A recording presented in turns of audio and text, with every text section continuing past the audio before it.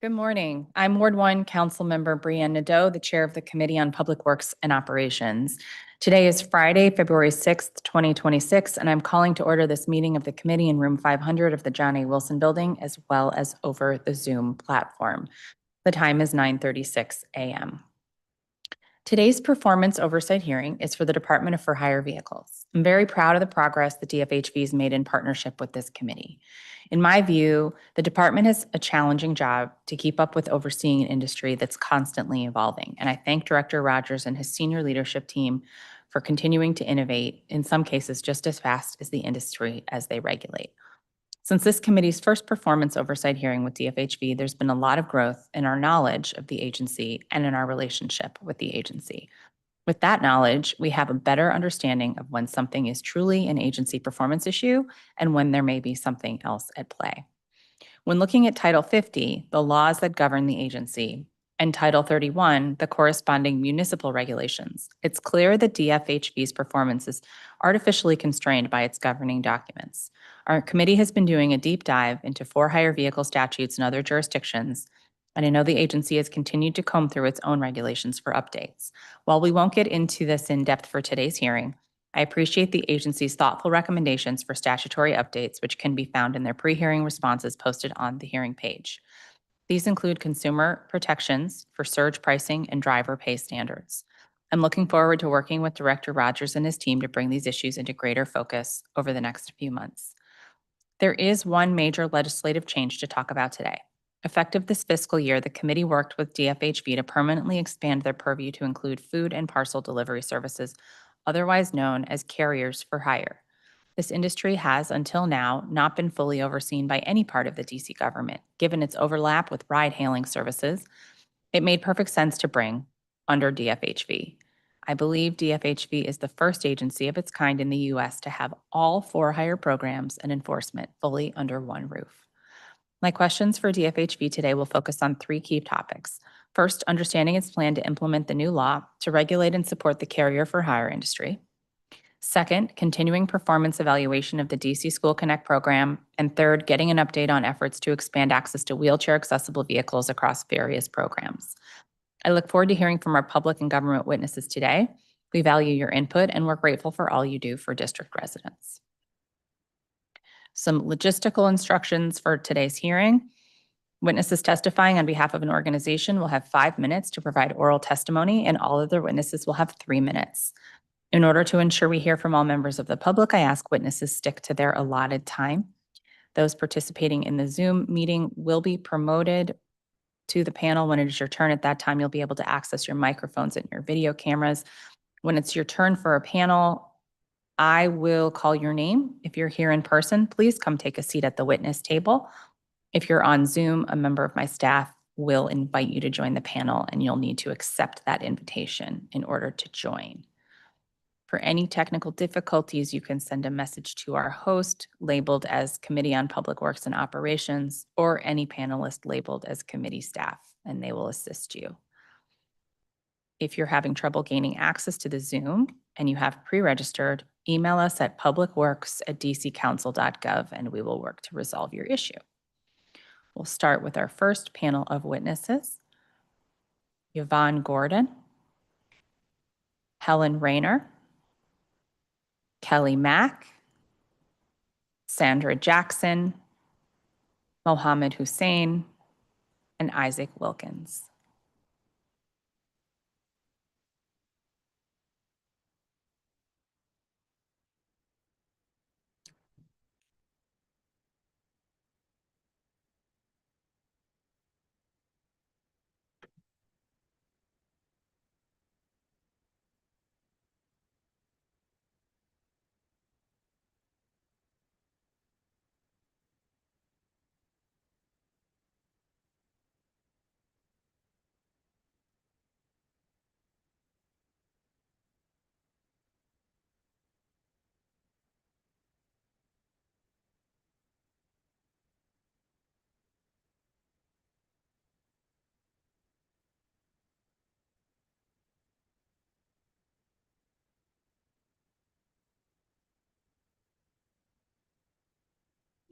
Okay, so we're going to start with our in-person witnesses. So just make sure to introduce yourself at the beginning of your testimony and keep an eye on the clock. Yep. Just because of how you sat down, it's your lucky day. Yep. And when you're ready, you push it's okay. It's not a long panel. Don't worry. Everyone will get their turn. Go ahead. Yeah, push the button. There you go. Good morning, everyone. My name is Helen Rayner, and I've worked in DC for over 20 years. I'm a proud 32BJ member. I'm also a driver for Uber and Lyft. I've done that since 2019 in the DC metro area. I rely on the money I made from driving to pretty much make ends meet and support, my children and myself. One of my big concerns is that with the Waymo driverless cars, which is why I'm here, with Waymo trying to come to the area, pretty much drivers like myself are concerned about the fewer rides we would get and the less pay. Uber and Lyft are already trying to take more money, like more of a cut out of our pockets and into theirs. And by changing pay percentages, what do you think will happen if Waymo comes through? I like my job. I like the flexibility. I want to keep doing it. But if Waymo comes to DC, my job could disappear completely. As a mother, I also worry about I also worry a lot about the many safety issues Waymo has had in other cities.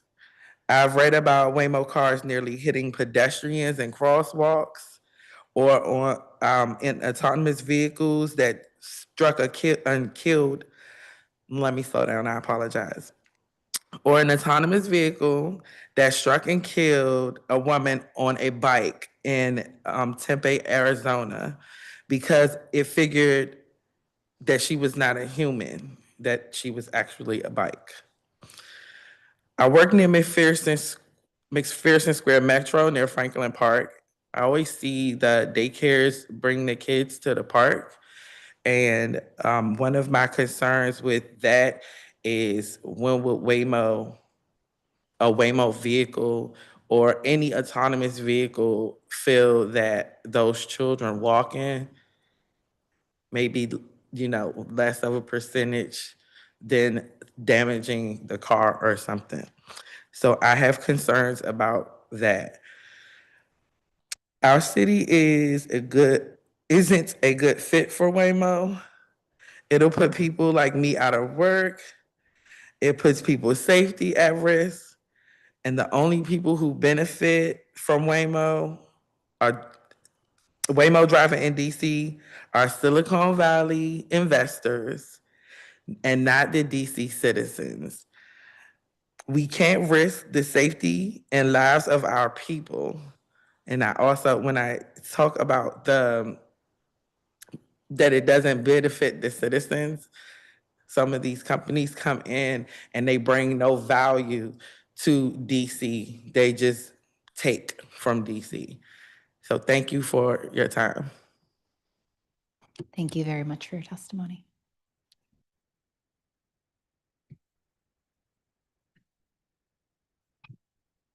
Okay.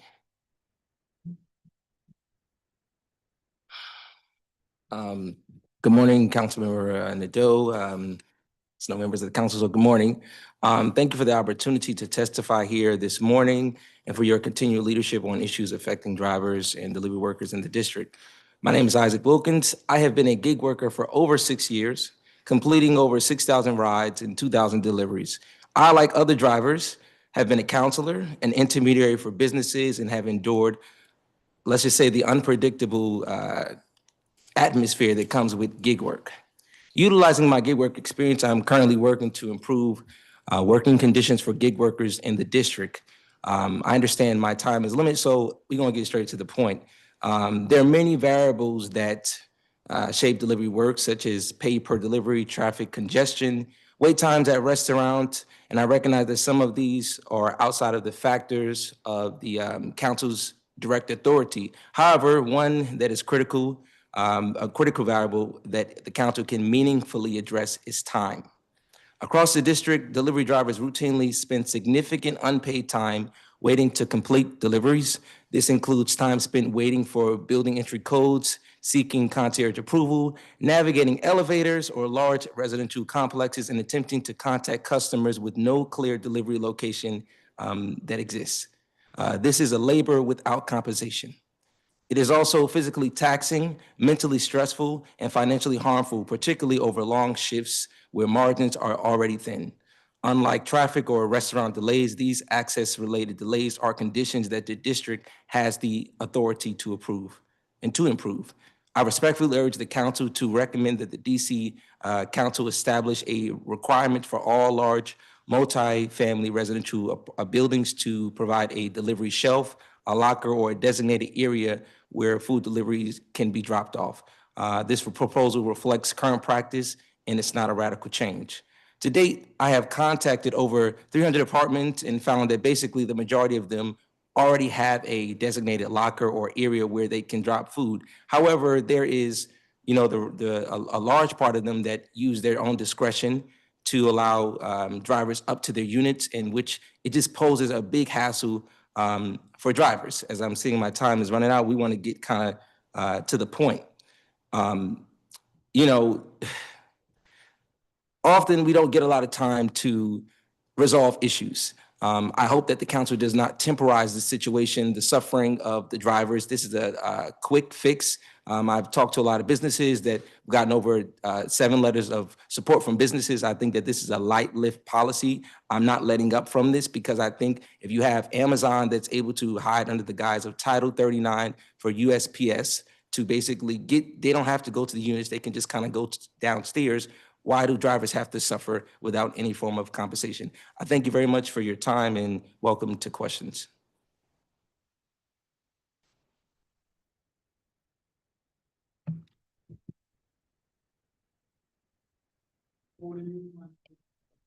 If you could just push your button, that way your microphone will be on. Yep. There you go. Can you hear me now? Yes, thank Good you. enough. Good morning again. My name is Mohammed Hussain. Thank you very much for allowing me to make my statement here this morning. For allowing me to testify today. I'm a DC cab driver. I think the Department for Hire Vehicles made some change recently, how the DC's taxi system. Can you hear me? They made a few change recently, allowing Uber and Lyft to do business in Washington, D.C. They allow them to be as a DDS company and also as a taxi cab service. These are two different things, taxi cab and DDS. DDS, from what I heard, is they're supposed to get a call to their system and then go and pick up their passenger, making their own rate and making their own regulation and what have you. On a taxi cab, we have a set rules and regulation, and the rate and everything else is right here. So what DFHV did was allowing these two systems, the DDS and the taxi system, as one. So that means when a call comes in to Uber, they can use a DDS or they can use a taxi cab. They can't be doing both at the same time. Because at DDS, they can make their own rate, they can make their own regulations. As a taxi cab, you have a set of rules and regulations, we have to abide by it. As a taxi cab, I go by this. So what Uber and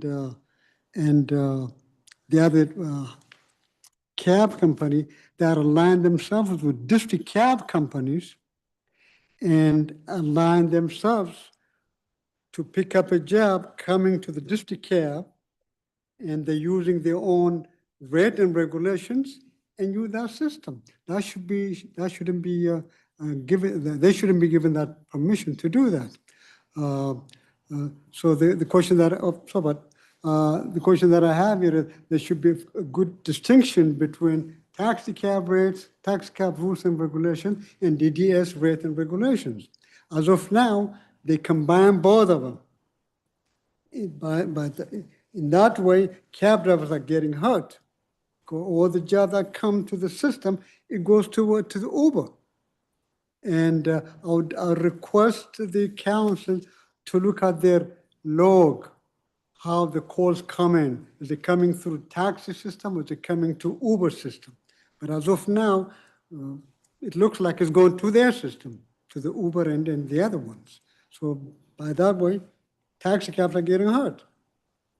We pay, sorry, I got to, do you have a few minutes? No, actually, your time is up, but I'll ask you some questions. We can Go ahead. talk a little bit more after we hear from our Zoom panelists. We'll come back. Okay. Thank you. Okay. And our next witness is in the Zoom. That's Ms. Kelly Mack.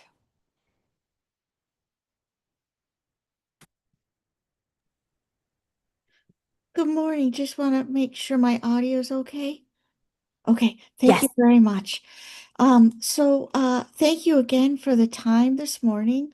I represent the mayorally appointed Multimodal Accessibility Advisory Council, which serves as the advisory body on making local transit more accessible to people with disabilities in DC. I live in Ward 3. I'm a power wheelchair user. And like most disabled people, I do not drive. And I rely on public transportation, cabs, and ride shares for traveling throughout the city. I previously have testified to the many problems that I've had and the repeated discrimination I've experienced as a disabled customer. I'm happy to note a recent change in the Department for Hired Vehicles in taking this feedback more seriously from disabled riders and making concrete steps to address problems that they're bringing to their attention. While there are many problems, they are solvable, and our neighbor, Montgomery County, has instituted changes that would be a good model for DC to take a look at. Both cities were highlighted in a recent report by the National Council on Disability, and I provided that link in my written testimony that I submitted. To improve cab service in DC, the MAC supports 4 overarching recommendations, and I provided more specifics in my written testimony. 1, to close existing loopholes and improve the number of wheelchair accessible vehicles or WAVs that are actively operating to provide service to disabled customers. 2, establish a WAVE incentives fund by instituting a surcharge on all non-WAVE trips originating in DC. 3, establish these WAVE incentives that are paired with participation requirements and enforcement using this fund. And that could include creating a centralized dispatch, providing financial incentives, and other requirements for actual participation. And then lastly, to enhance enforcement by improving the complaint system and creating more of a step-up compliance and enforcement procedure. Happy to take questions later, and thank you again for your time. Thank you very much for your testimony. And we now have one more panelist here in the room. Go ahead and push your button and you may begin your testimony. Perfect timing. Oh, wait till it turns red. There you go. Good morning. My name is Sandra Jackson. I reside in Ward 6, and I am a proud member of SEIU Local 32 BJ. Okay, thank you. And I'm here to urge extreme caution before we allow companies like Waymo to take to our streets. We've already seen what happens when big tech moves when big tech companies move fast to make a profit, working people pay the price. We get left behind. We don't have to look any further than the taxi industry as an example. Many of our neighbors drive full-time just to afford living in this city. When rideshare companies came to the scene, it upended the lives and livelihoods of thousands of taxi drivers. Many learned the hard way, and others adapted, and many found a new source of income. So many DC residents have invested their own money, their vehicles, and time into making rideshare a success here. They found a lifeline. But with Waymo, there's just no plan B. This is a business model centered around eliminating human driver jobs entirely. I don't want to see that happen to my neighbors. I don't want this to happen in my city. I hope you will prioritize the needs of your constituents, our jobs, our safety over this technology. Thank you. Thanks very much for your testimony. I'm going to start with Ms. Mack. Are you still there? Yes, thank you. Great. Okay, first, most important, how is the director's driving? I actually did not drive, but we did a test securement, and that was really fun to do Okay. with him and experience. You got it, okay? Yes, he did great. Very good. All right. Now, you mentioned success with accessible taxis in Montgomery County. Can you elaborate on that? Yeah, sure. So, Montgomery County was highlighted in a report from the National Council on Disability. And what they have done is institute a surcharge, a small surcharge. I'm not sure how much, but it's in the report, on all rides that were not waves. And so they collected that money over I think a course of a fiscal year, and then created the wave incentives fund using that surcharge, and the fund goes to a variety of financial incentives and assistance to cab drivers, and I think things like that include helping with repairs. I think reducing some of the fees like dispatch fees. In my written testimony, I have some more suggestions, examples from that program. The other important part of it is that they require a certain level of service. So they require through tracking and reporting that drivers are taking so many rides per week, per month, per year, so that they know that the incentives are actually producing results for customers. Thank you for that. And you highlight a gap in our law Yeah, where TNCs don't have waive requirements. yeah. Have you ever tried to request a waive through a ride-hailing app? I have, and there is one app that does provide wave service. I believe that was a result of a litigation that happened in Washington, D.C. And I would say that it's uneven. Sometimes there's service, sometimes there isn't. And then there's at least one other company that provides zero wave service. So it is very uneven what people are experiencing who need wheelchair service as far as rideshare. Do you or does the MAC have thoughts on autonomous taxis? We do. We are cautious about that. Our big concern is that right now, no company that we know of is operating any accessible vehicles. And we are very concerned that we do not want to see any approval of ride service happening, passenger service happening without accessibility from the start, because when you don't start from the viewpoint of accessibility, it rarely happens later and it's very slow to happen. And so our view is that, or my view is that if you don't start with accessibility, that becomes a very big roadblock for people with disabilities. That makes sense. What do you think of the department's proposal in their testimony to incubate a new wave-focused taxi service?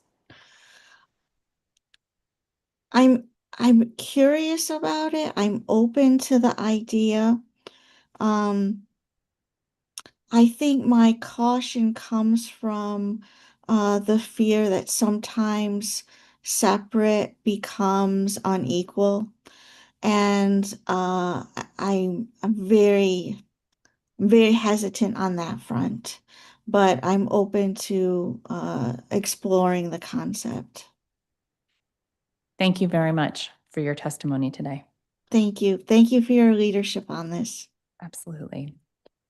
Turning to Helen Rayner and Sandra Jackson, how has the take-home pay from driving changed since you started? Oh, that would be a question for me. When I started with Uber, it was more of a benefit to the driver. Now it seems as if we're being shorted for certain trips, you know. One example would be coming from here to, let's say,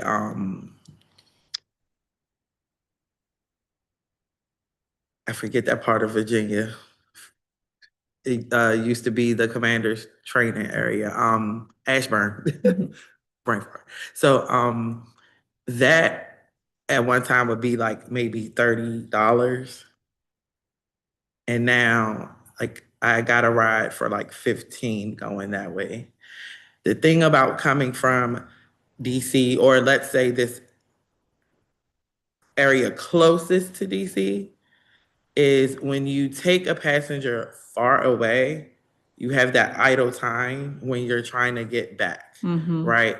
Or sometimes if you're a person like me who does both Uber and Uber Eats, I may get stuck with just doing Uber Eats, which is less of a benefit than Uber. And this is all like recent, you know, type of stuff. Like things change. It seems like they take more of a percentage than before.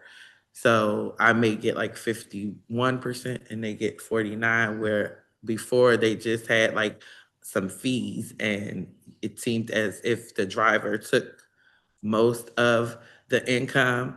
And what needs to be understood is we're responsible for our vehicle maintenance. We're responsible for everything. We have to pay an extra insurance. They don't cover while we're in our vehicles. They only cover when a passenger enters the vehicle. So even if something was to happen on the way to a passenger, or if I drop the passenger off and an accident happens or something happens, I'm not covered for that as well. So everything comes from my pocket, you know. And why did you choose to drive for Uber or Lyft as opposed to taxi? So I'm just gonna say it was easier to figure out. I never said I didn't want to, you know, do taxi. Uber now actually allows taxi. So if you notice when you get onto an Uber app or Lyft app, it is, you know, Uber, your Uber Blacks or XLs, but you also have Uber Taxi, which, you know, I don't have a taxi vehicle. I know that there are regulations when you're staying inside of, so like DC cabs can't pick up in Maryland. And that is one of the benefits I felt with driving the Uber and Lyft, is that you are in this region and you can pick up. So if I drop somebody off if I pick them up in DC, I'm registered in DC, and I drop them off in Bethesda, I can't pick up in Bethesda if I was a cab driver, a taxi driver. But as an Uber, Lyft driver, you can pick them up and come in. Or you get what I'm saying? Yeah. It's like you Yeah, can yeah. cross these boundaries, which again, the time not being compensated for time as the other witness is talking about is a big factor. How often do you do delivery work versus passenger service?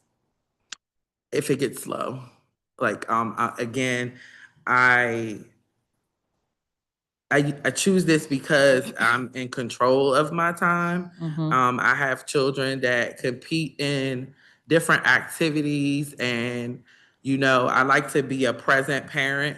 And unfortunately, I need to work another job, even though I do have a good union job. My job is definitely good, but the wages don't cover the cost of what's going on. And like without my union, I would, if I tell you the difference of what we would be making without them, that would be even worse, right? So to be able to have my time and spend time with my children, be there for their activities, and still try to get the balances together, that is, why it's like important to me. Thank you. By the way, anyone can jump in if you have answers here. Are you aware of the changes that are coming to delivery regulation with the new law? And have the companies put out information about it yet? Mm-mm. Go ahead. Are you talking about for the carry for hire? Yeah, So is my understanding correct that it's the law happened, but the regulation is not complete? that's right. Okay. I work in regulation for my other job, but when you say that, has there been a draft that's been released for us to, okay, so are you talking, is there like, are there other specifics like on the drivers, I'm sorry, the operator side of things? Like that- trade dress, for example. Yeah. I've heard about it as it pertains to Empower, which I won't mention that one here. We can talk about Empower if you want, but this is specifically for legally operating carriers for hire. No, I have not. Okay. Okay, good to know. And then, again, for anyone, this was mainly for Ms. Rayner and Ms. Jackson, but like, if you have something to say, you're on the panel. So are you aware of the changes that are coming to delivery regulation? Nope, I just asked that, sorry. Didn't check it off. See, always got to check it off. Are any other quality of life issues about your current driving work that you'd want to highlight here? Any of our drivers? No. Thank you. Oh, okay. Yeah, I needed a second to think.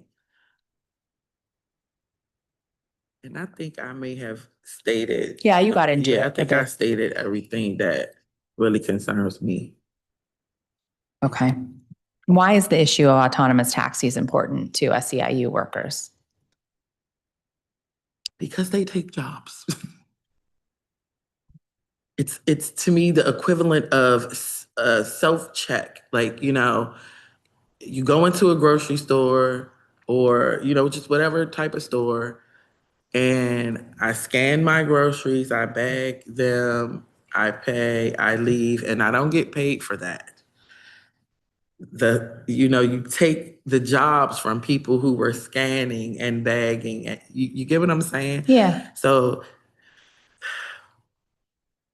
I'm sure the companies would have a way to say how much it's hurting them, but I don't see people, removing their like properties that they don't live in and they're just sitting because they need vacation homes or boats that are, I'm not mad that people want to vacation and have good lives and things like that, but when you take and use, this technology to so-called try to help the customer, because I mean, even since they've started self-check in grocery stores, the lines are still long. You have maybe 2 cashiers. And I feel like the same is gonna happen like with this autonomous thing. People are gonna get excited. It's gonna be a trend. And the next thing you know, somebody's gonna get hurt. And then where's the excitement in that? You know, how can you tell a person? I actually saw a video, and I'm not gonna say who spoke, but I saw a video, and this person seemed to think it was okay to have a casualty just so that we can have this trendy new thing, this shiny new toy. I don't think the family of the one who was lost sees it that way. And I think people need to think about that. Yeah. What, I mean, do you see any gaps in transportation in the district you think autonomous taxis could actually fill? Can you say it one more time? Do you see any gaps in our transportation system in DC that you think autonomous taxis could actually fill? No. Sorry, just Go ahead. a Yeah. point. Anytime. There's a part of the work that is unaccounted for. I mentioned it, the human aspect. When people get in the car, some people request silent rides, but a lot of times, and I'm sure everyone here can talk about it, we serve as counselors. There is also a lot of overhaul. You'd be surprised, people put their kids in taxis and Uber and stuff like that, and we are responsible for their safety. So I think innovation is bound to happen. However, I think guardrails need to be put in place to make sure that the society already has issues with human interaction. This is going to further exacerbate that issue because you have no one in the front seat, and we're dealing with humans here. We cannot be remiss to forget that we are dealing with humans. I think drivers, I've had so many stories.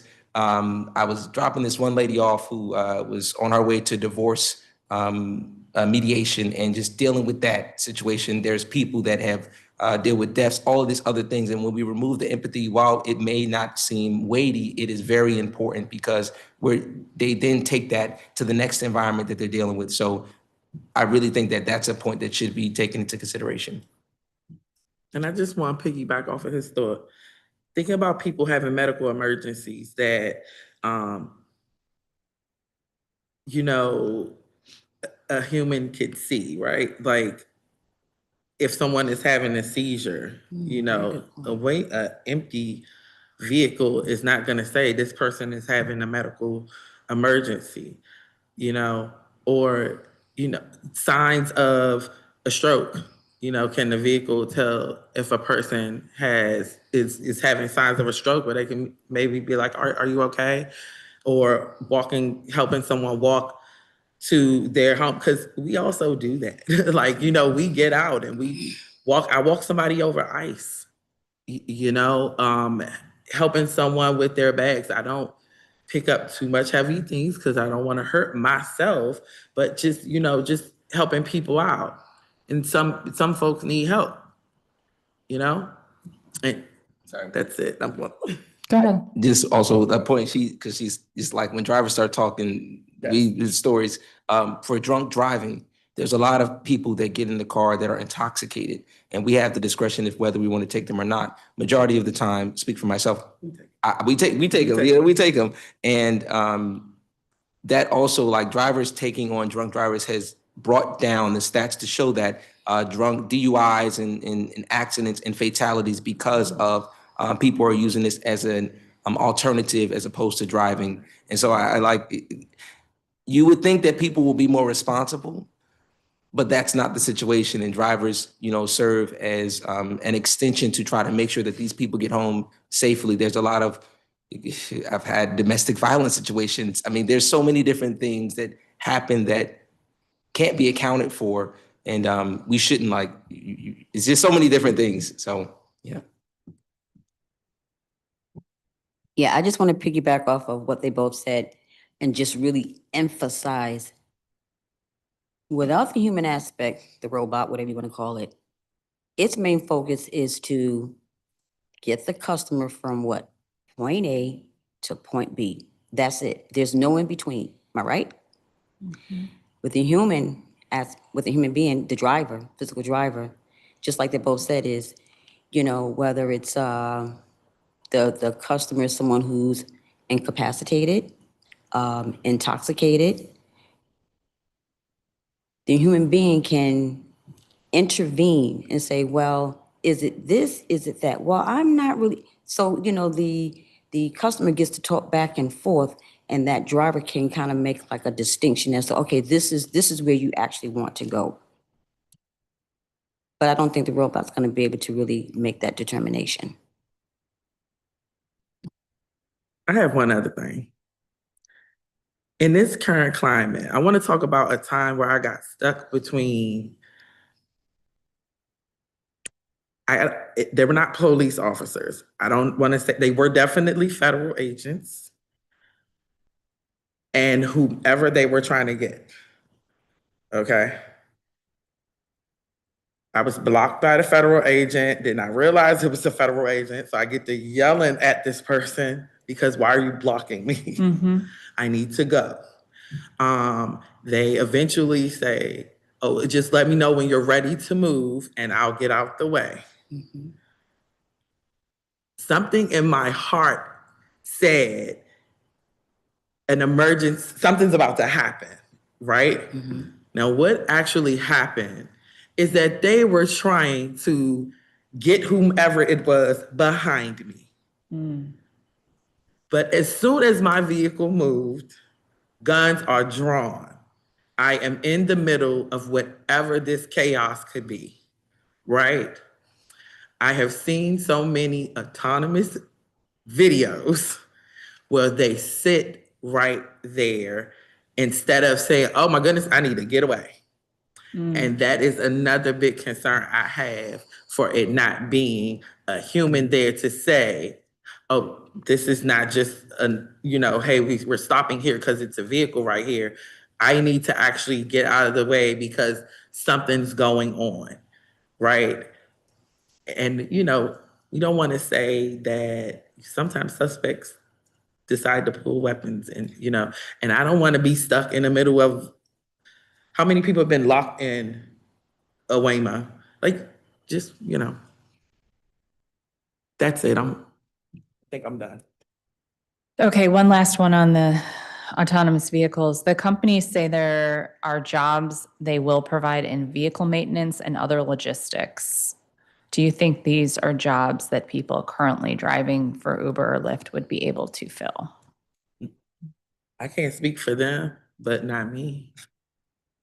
I mean, if they take them, I'm sure maybe I could be trained, but I'm But you also a have little another older, job. and I also have another job. So you're and not trying to train for another full-time job. I'm not either trying to train for a full-time job, but I'm also, again, the reason why I do gig work is because I clock in whenever I want to clock in, whenever I am available to clock in. I can't always do my job 8 hours and then go and do another one for 8 hours. So the way I balance my schedule is if I say this week I want to do 50 hours of driving, I don't have to do 10 hours a day, 5 hours. I can do 8 on this day, 3 on this day, no matter what I want to do. If I took a nap and now I'm up all night on a Saturday, I can, oh, you know what? Since I'm not doing anything, I can just go and do this thing, right?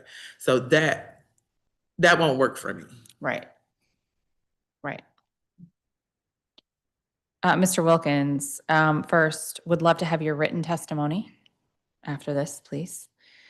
Anything from your testimony you didn't get to that you wanted to add? I don't know if the committee has the authority to implement that, but the council has the authority to implement that.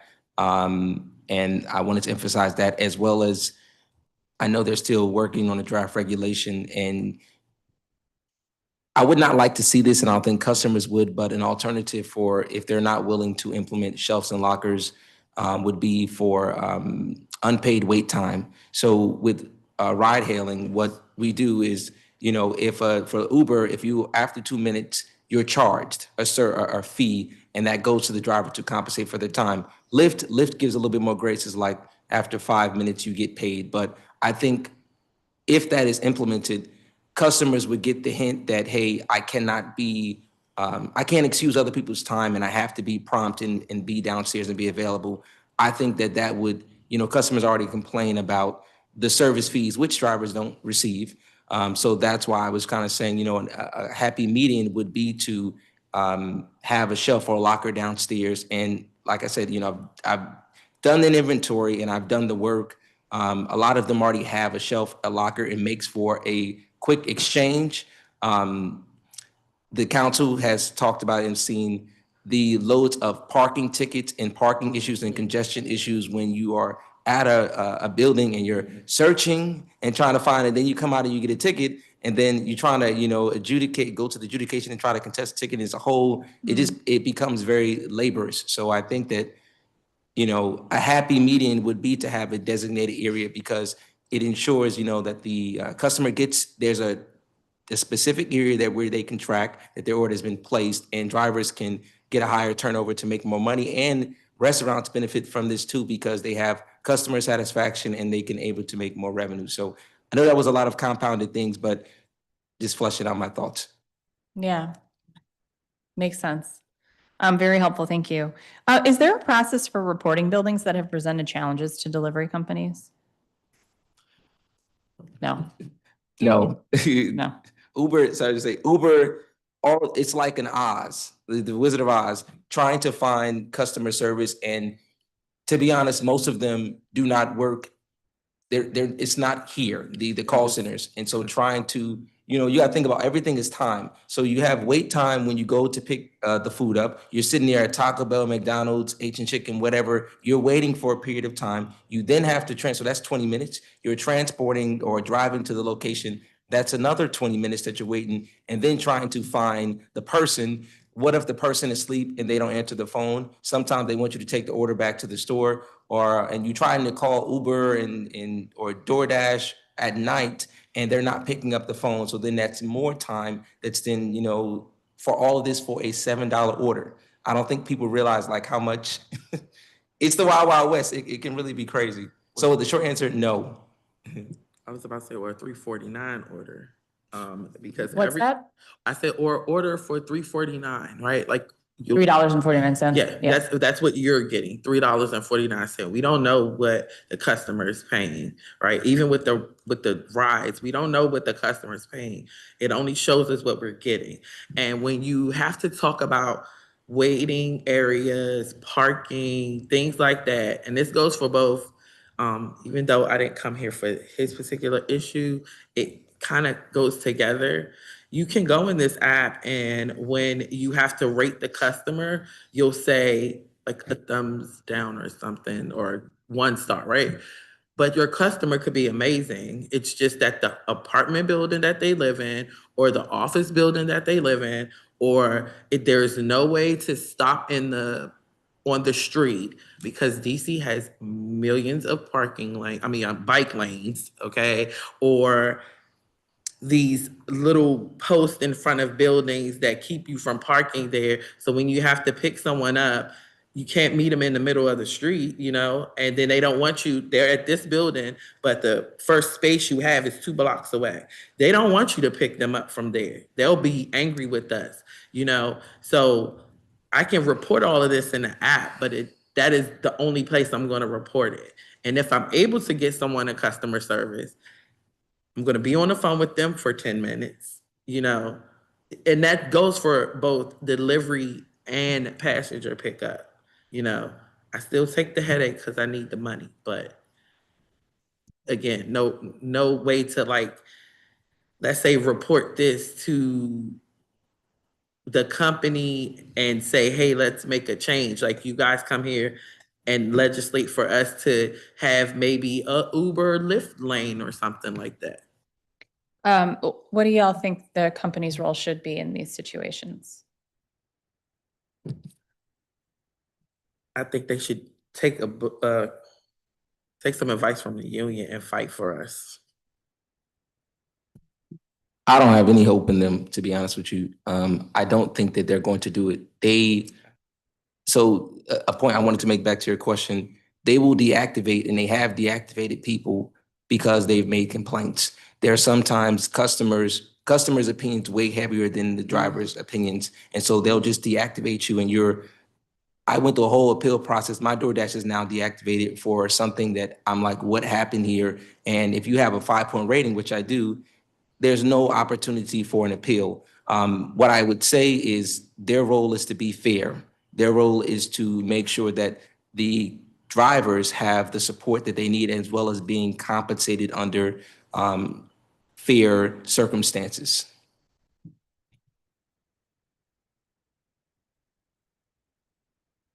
Thank you.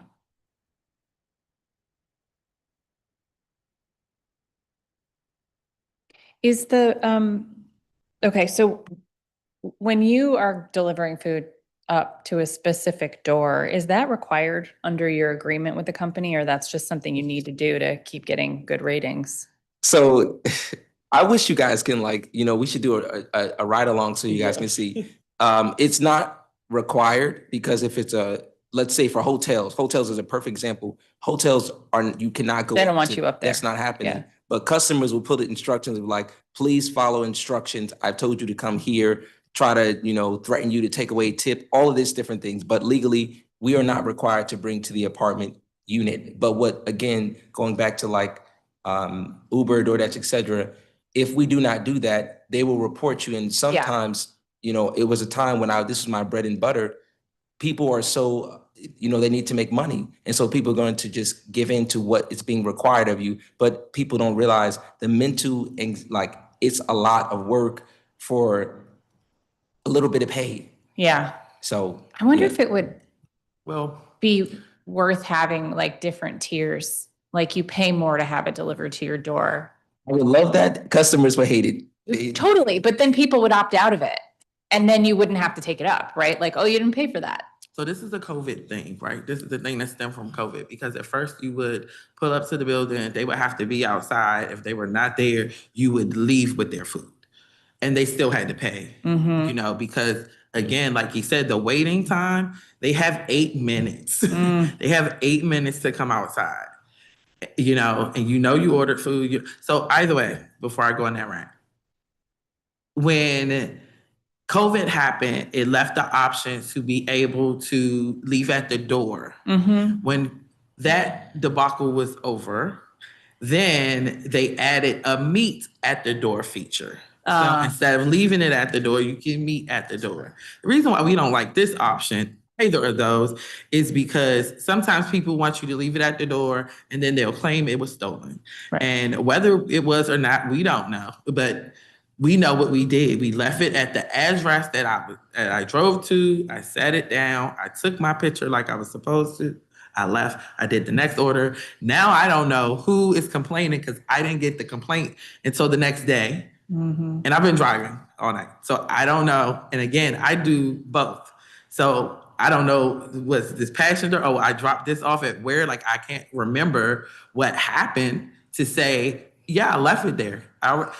If you require me to take a picture, I take a picture, I put it in the app, and then that should be it. But when we don't, when we don't have that communication with the powers that be, then it's just our word against theirs. And they definitely want you to come up. By the way, hotels do have you go up. It's just certain places that have you put it in the lobby. Some apartments would say, no, you have to leave it here because that apartment building or that particular hotel does not allow you to go up. But then there's a few, it's a bunch of them actually, that is like, oh no, you can go up. I'll scan it for you. Or can you call the person down or something like that? So different things for different places. And just sorry to add that point, another issue, if you go up to the unit, you drop it off and you take a picture, and then sometimes they request a code for you. Now, if I can't get in contact with the person and I don't have the code, I'm then sitting there again, because if I leave without giving the code, they will call and say that you're not getting paid for that. Sometimes you will not get paid for it, or you have to sit on the phone for a long period of time for a $7 order. And so now you spent an hour for $7, you're frustrated, you have to then keep going again. And it's a lot of different things. Thank you. Very helpful. Do you think the agency should play a role in addressing these things? Yeah. You go. Yes, that's my whole, yes, I think so. How could they help? I think the agency, again, with the carrier for hire regulation, if they want to put in, if my understanding is correct, that they have the authority for around labor conditions and pay. So if you want to basically make a part of the regulation to be to pay for excessive wait time, similar to how it is for ride hailing. I also think, and I would hope that the agency would be willing to present this as a potential ordinance for the council to uniformly have that all of the, now adding hotels, because I didn't know some, didn't do it, but hotels and multifamily dwellings to have a designated area that where people can drop off food. I didn't mention before, but it's a safety issue. Why are you giving access when when Amazon comes in, they don't go to the specific unit. They don't have to do that. It's a parcel and a good, just like food delivery. But why are drivers, the norm is not, food delivery has advanced quicker than regulation has allowed. And so I think that the agency, those are my two recommendations, my hope. Okay, now, what issues do you see on the restaurant pickup side of things?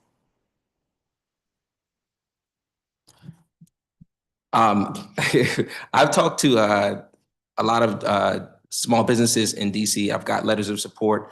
I haven't had issues with the pickup from, if anything, I feel like, and you might have a different situation, some of them are more amicable to drivers than others, but I think that anything that will make them more money and that would make, the customer happy, they would be willing to do. Okay. And see, like I said, I feel like this is not the issue I'm actually here for, but I would love to speak on it. Pretty much going back to compensation, it's just the waiting, aspect. So some places you can go and grab and leave. Some places, if there's a drive-through and the inside is closed, you can walk up to a window, grab and leave. But places like, okay, I'm not gonna say any names, but certain places, if there's a drive-through, you must go in the drive-through. And you are there for $3.24 order from 12 midnight till 1 a.m. for $3.24 because you're waiting for this person's food and you have to wait with everybody else who's ordering their own food. They're there for their own food. They're not there to grab something and leave. You're putting in the order? No, Or you you're don't just put in picking the it up, order. but you have to wait in You're line? just picking it There's up. no, but like, you have pickup. to go through this drive-through line. You have to wait. The line is crazy long. And once you grab the food and go, you still have to deliver it. Sorry. She said a great point. You made me forget, I forgot myself. Thank you. A lot of restaurants don't treat workers as an extension of their business, but we're building their revenue. They don't realize that. So when you go into a McDonald's or whatever other store, drivers are seen as like, you can just wait to the side and we're dismissed, it's seen as less than. And so the time that you sitting there waiting for orders is just not seen as a priority. So I would urge restaurants to recognize and respect that drivers are adding value to your revenue. A lot of businesses actually, and she made a great point I forgot about with the pandemic, there was no in-person. So the only way that these businesses were staying afloat was through delivery services. And even now, some businesses thrive largely on delivery services. And so they, after a certain hour, they close down the in-person, but they still have deliveries options. Another one, I'll say it's McDonald's that, they won't allow you to go inside. You got to go through the drive-through. Some of them have the window, and it's all of this. It's a lot of different crazy behind the scenes that happens for drivers that I think that's why I went to try to talk to some of the small businesses that were willing to support, to basically acknowledge drivers are important and we're willing to support an initiative to make their life easier. Do you think some of the burden of parking tickets should fall on the companies the workers are driving for? Absolutely. Absolutely. And this is what my point when I say that take something from the union book and pretty much listen to your drivers when they're telling you, because we put complaints in. Like, that's why we're kind of trying to tell you, like, even though we have a way to notify, this is not a good building, this is not a good area.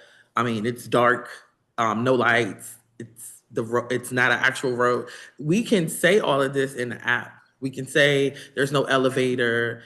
We can say all of this, but they're not doing No one's anything looking at about that, it. right? It's going into a black hole. It's going into a black hole. And one thing, again, I'm here for one thing, and I want to make it clear what I'm here for, because I'm speaking for the union on that one. But when I'm talking about this issue that this gentleman is for, I'm speaking as Helen, the Uber, Lyft, Instacart, whatever gig person.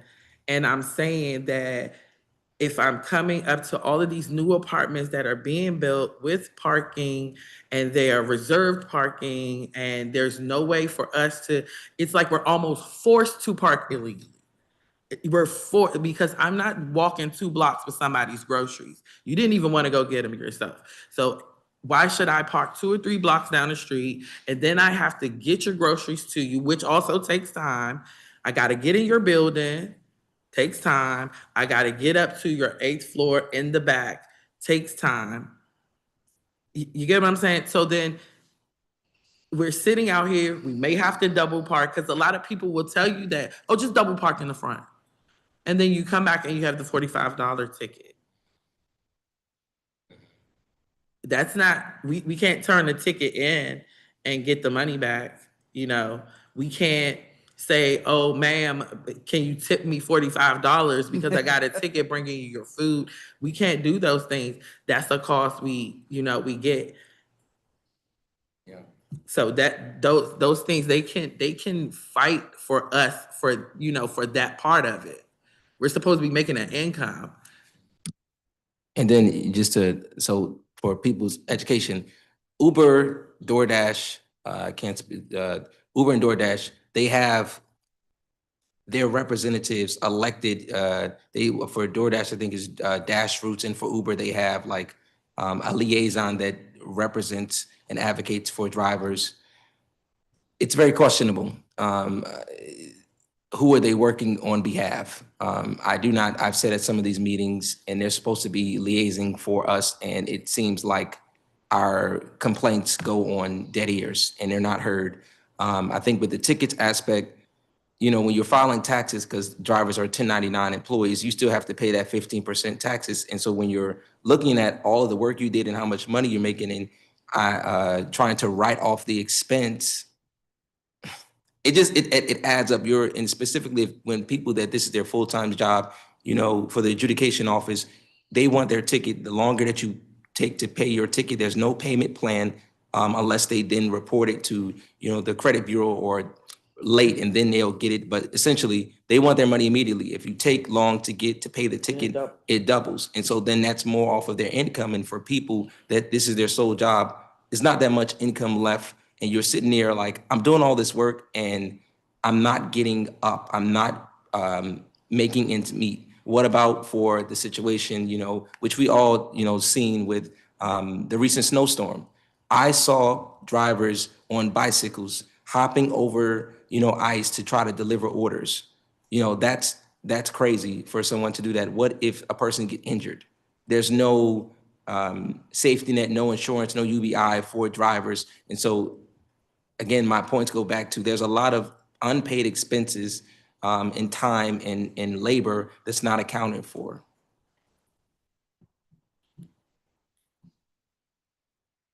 So right now, the law doesn't require companies to provide a list of their operators.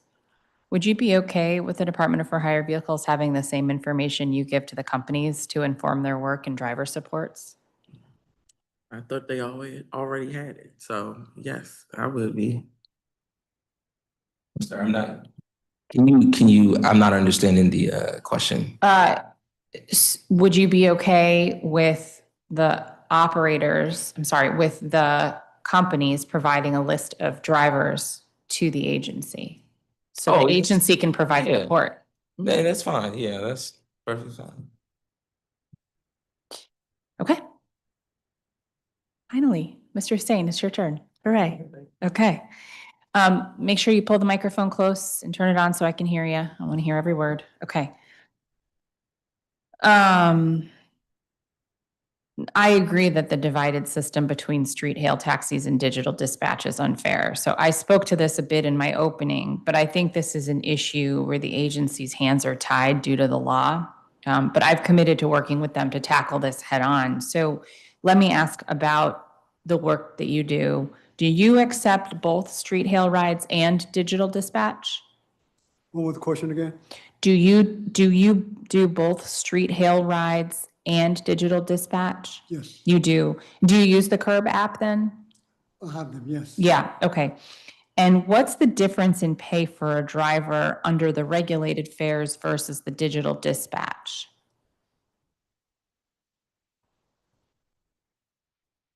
The digital, you talk about the Uber, Yeah, no, yours. So when you use the app, the Curb versus when you do a street hail, what's the difference that you get paid?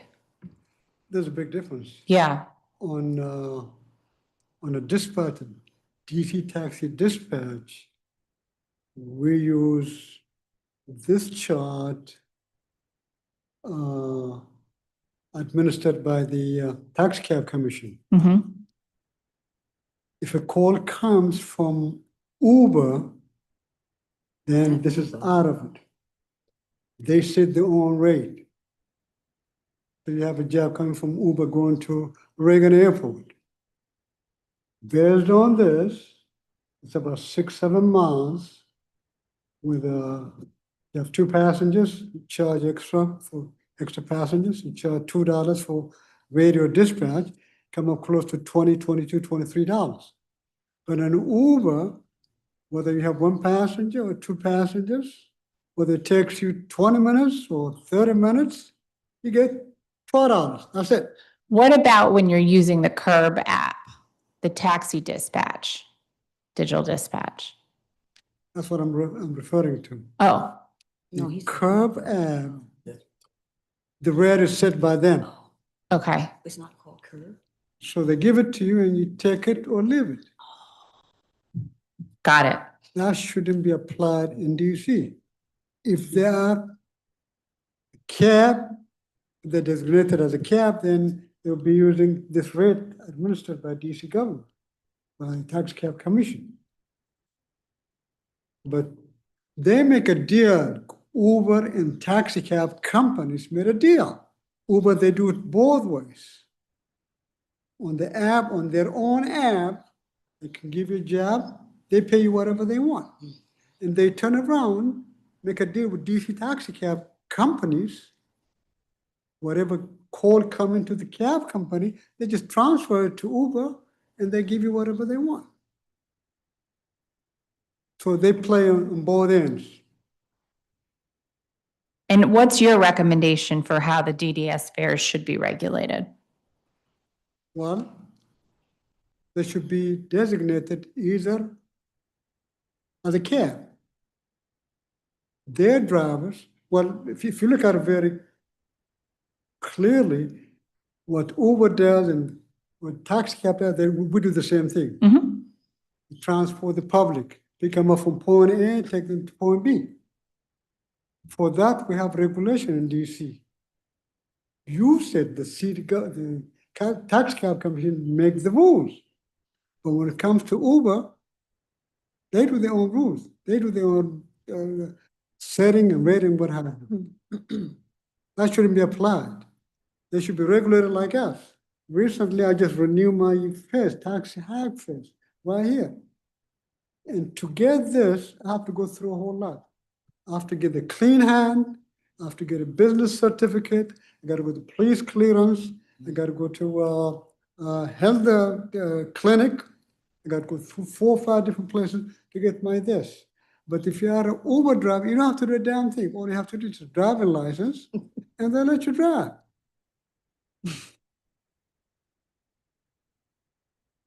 Understood.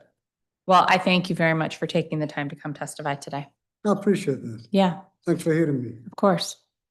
Thank you, everybody, for your testimony today. We are going to move now to our government witness. Thank you. Do you have another person? Oh, we didn't have anybody raise their hand to participate on the Zoom. Do you know who it is? Is she on the phone? No, I have 2 phone numbers. Well, 1 phone number twice. If that could be her. I'm on the mic, you're not. Can you say the number you think it would be? I don't want to read it to you because I don't need to advertise the extra phone number in the Zoom. Regulated by this guy. You may go.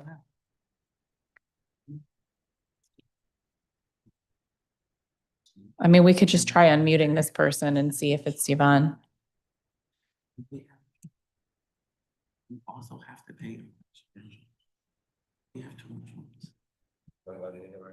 Do we have the ability to unmute? You want to go ahead?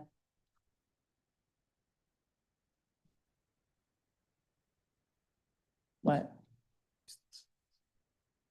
I think we can do it though. Are we paying for email? Mark, are we paying for email? Oh, okay, go ahead. So the person on the phone in the Zoom is unmuted now. Is that you, Yvonne? Yes, it is. Good morning. Okay, go ahead. Good morning. Good morning. My name is Yvonne Gordon. I lived and worked in Washington, D.C. for more than 20 years. I am a security officer at the building downtown. I earn a good wage thanks to my union, 32BJ, and I am lucky enough to be just 1 year away from retirement. However, like many other people in today's economy, I have turned to driving the Uber and Lyft to help make ends meet. I'm here on behalf of my friends and neighbors who rely on this work to survive. I understand why people might be curious about Waymo. Excuse me. It's like a carnival ride, but we can't risk people's livelihoods in the name of a sideshow. I'm sorry. The ripple effects in Waymo coming to DC are easy to play out. More robots, cars mean less rides for drivers. Less rides mean less income and less car washes, corner stores, gas stations, repair shops. Repair shops that stay afloat with the business of rideshare drivers lose a big chunk of their base pay. The only people that stand to benefit here are the tech companies who don't live here, work here, or raise family in the city. We cannot rush this technology onto our streets just because Silicon Valley companies want it. We need to invest in working people, improve the transportation options we already have, and above all, prioritize the needs of our community, the small businesses, the drivers, and our families. And I did listen to everyone's testimony, very good testimonies, and I agree with everyone on this.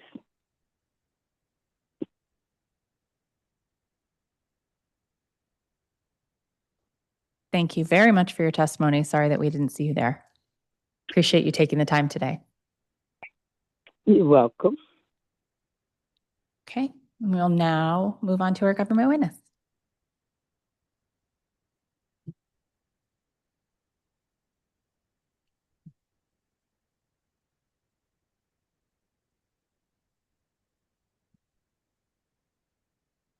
Oh, you didn't give me my little preamble, welcoming him to the dais and doing the swear. Okay.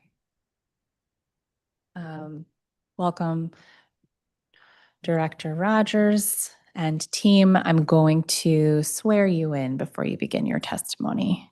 And Dory, if you're going to speak also, you will swear you in too. Okay. When you're ready, if you could raise your right hand. Do you swear under penalty of perjury the testimony you're about to provide to the committee is the truth, the whole truth, and nothing but the truth? I do. Very good. Thank you.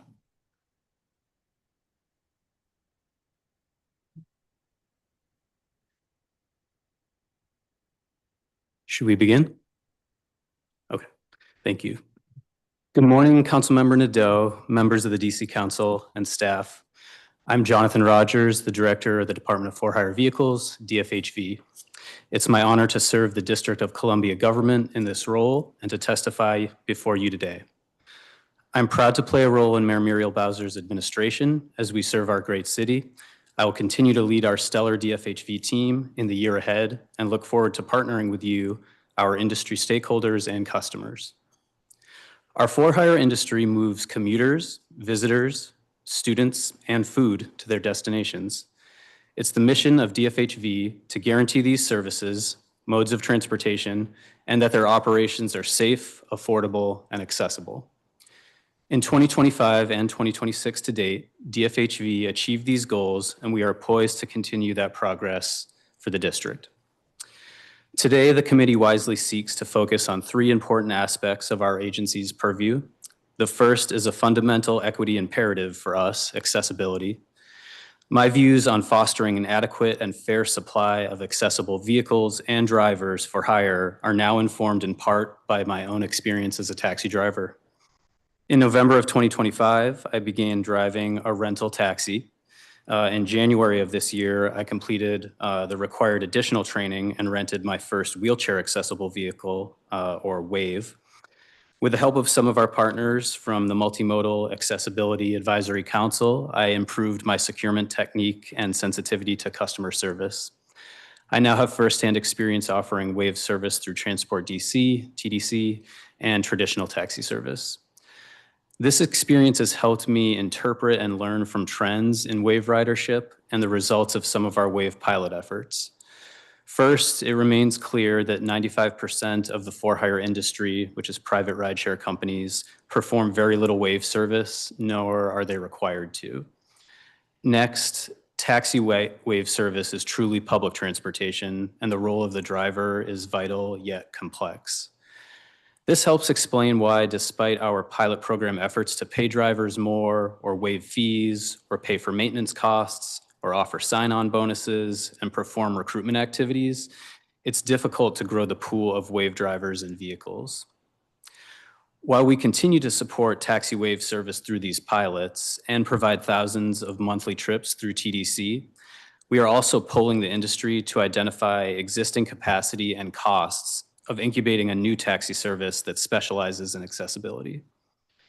Outside of these pilots and longstanding programs, we have adjusted our requirements to lower barriers for small businesses that provide vital transportation to our community while holding them more accountable for accessibility requirements. We've paused the enforcement of an arbitrary minimum fleet size for taxi companies, ensuring these small businesses can continue to operate. Meanwhile, these smaller companies are now required to provide at least one WAVE, or 20% of their fleet must be WAVEs, whichever is greater. Our methodology to calculate WAVE percentage is now more transparent and more effective for passengers and more fair to companies. And more companies in business means more WAVE service. So the second area of focus includes a lot of what we just heard from companies like DoorDash, Uber Eats, Grubhub, or Instacart, known as carriers for hire. DFHV has taken a thoughtful and inclusive approach to implementation of this new area of regulation and enforcement. Last year, the agency engaged with industry representatives, operators, and stakeholders to seek input and identify concerns, laying the groundwork for a first proposed rulemaking. We have devised a registration process for companies, requirements for on-the-street operations, such as trade dress, and a regime of fees and fines for violations. The rulemaking is on track for publication this month, February 2026, and a public comment period will follow. And then after final rules become effective, we plan a grace period of several months, which will ensure a smooth transition to full enforcement. The third and final focus area is DC School Connect. That's a program that DFHV has administered for another successful school year with zero safety incidents on board our vehicles. School Connect helps up to 300 students in wards 7 and 8 bypass potential neighborhood safety concerns on their way to and from school each year. Notably, in the current school year, we have incorporated feedback from the council's working group, school leaders, parents, and advocacy groups by giving school principals the ability to rank their students based on their safety needs. Likewise, we've created capacity in the program to serve students with acute, more sporadic safety concerns that arise throughout the year with an emergency component of the program. We are tracking student outcomes with our sister agencies in the public safety and education clusters and have coordinated our approach with Mayor Bowser's parallel investments in the Safe Passage program. To conclude, I want to thank you for allowing us to share DFHV's recent progress. I want to emphasize our willingness to work together on these issues because I know they are shared priorities. I want to thank the DFHV team. Your commitment and professionalism are second to none. If you'll allow, I do want to give a few shout outs to our team members who performed very well during this snow event we're recently experiencing. So on the School Connect team, that would be Tyrone Flood, Dwayne Baker, Miltina Hunter, Shanika Taylor, Keith Ray, Patrick Kamognan, or PJ, and Sanjola Townsend. And then on our enforcement team, I want to recognize Lieutenant James Lane and Sergeant Andrea Benson for going above and beyond the call of duty.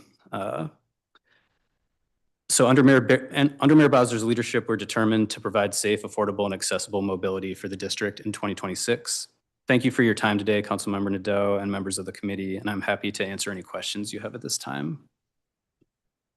Thank you very much. Okay, so there is a lot of public interest in the district's performance during the latest winter weather emergency. Obviously, most of that is with DPW, but I want to make sure I'm getting a full picture of snow response beyond that one agency. Whether it was your own operations or assisting elsewhere, can you talk about DFHV's role in responding to the snow and ice from last week? Sure. I guess admittedly, we are not sort of the first snow responder agency, as you mentioned. So, we can't really take credit for the bulk of that work. Like you said, DPW, DDOT, there's a whole snow team, and we're involved in that work. Mostly, we had focused on making sure our operations were up and running as soon as DC government was open again. So that includes our School Connect program. We were able to just do the basics to make sure our buses are running and picking up and dropping off students so that our fleet was able to get in and out of the lot, and that some coordination was required with families once school was open again to make sure that the pickup and drop off points were physically accessible given the conditions on the roadway. And then likewise, we operate the TDC program, which I mentioned, and a couple other smaller transportation programs in partnership with our taxi operators. And so our modified operations there were also just related to when those services were paused, when the roadways weren't safe to travel, trying to strike a balance with the fact that we know people do need essential transportation services from a lot of those programs. So, waiting till the roads were more passable and turning those programs back on. So that was the brunt of our focus throughout the snow event. A little selfishly focused maybe, but I think we were in close consultation with our sister agencies where, some expected issues could pop up, and those are a lot with, sidewalk access, the condition of the roadways, curb ramps, some of those basics that allow us to do the transportation we do. So, Who do you work with to make sure your fleet can get out of the lot, for example? For us, so we have a leased facility, both, our office is in leased space and the lot is adjacent to that is also leased. So we do have a property manager that is responsible for those things. And then when necessary, we do depend on help from DGS or DPW, the other government resources if we need additional support there. And how are you monitoring pickup and drop off spots for DC Connect? And if they needed treatment, who was doing that? As it turned out, we only had, I believe, literally only one micro stop. So that's, a pickup drop off location for students throughout all of our routes that it looked like students would not be able to board the vehicle there. So it wasn't a widespread issue, but we would reach out to DDOT, DPW if we had a trouble spot there where whatever the conditions may be, maybe there was a large snowbank sort of plowed in, blocking access. But it really didn't come to that. And in just one instance, we had to coordinate with the family to make alternate arrangements. But in general, sort of being notified of the condition of those stops, it just comes through communication directly with the students and families. Okay. Actually, hold on.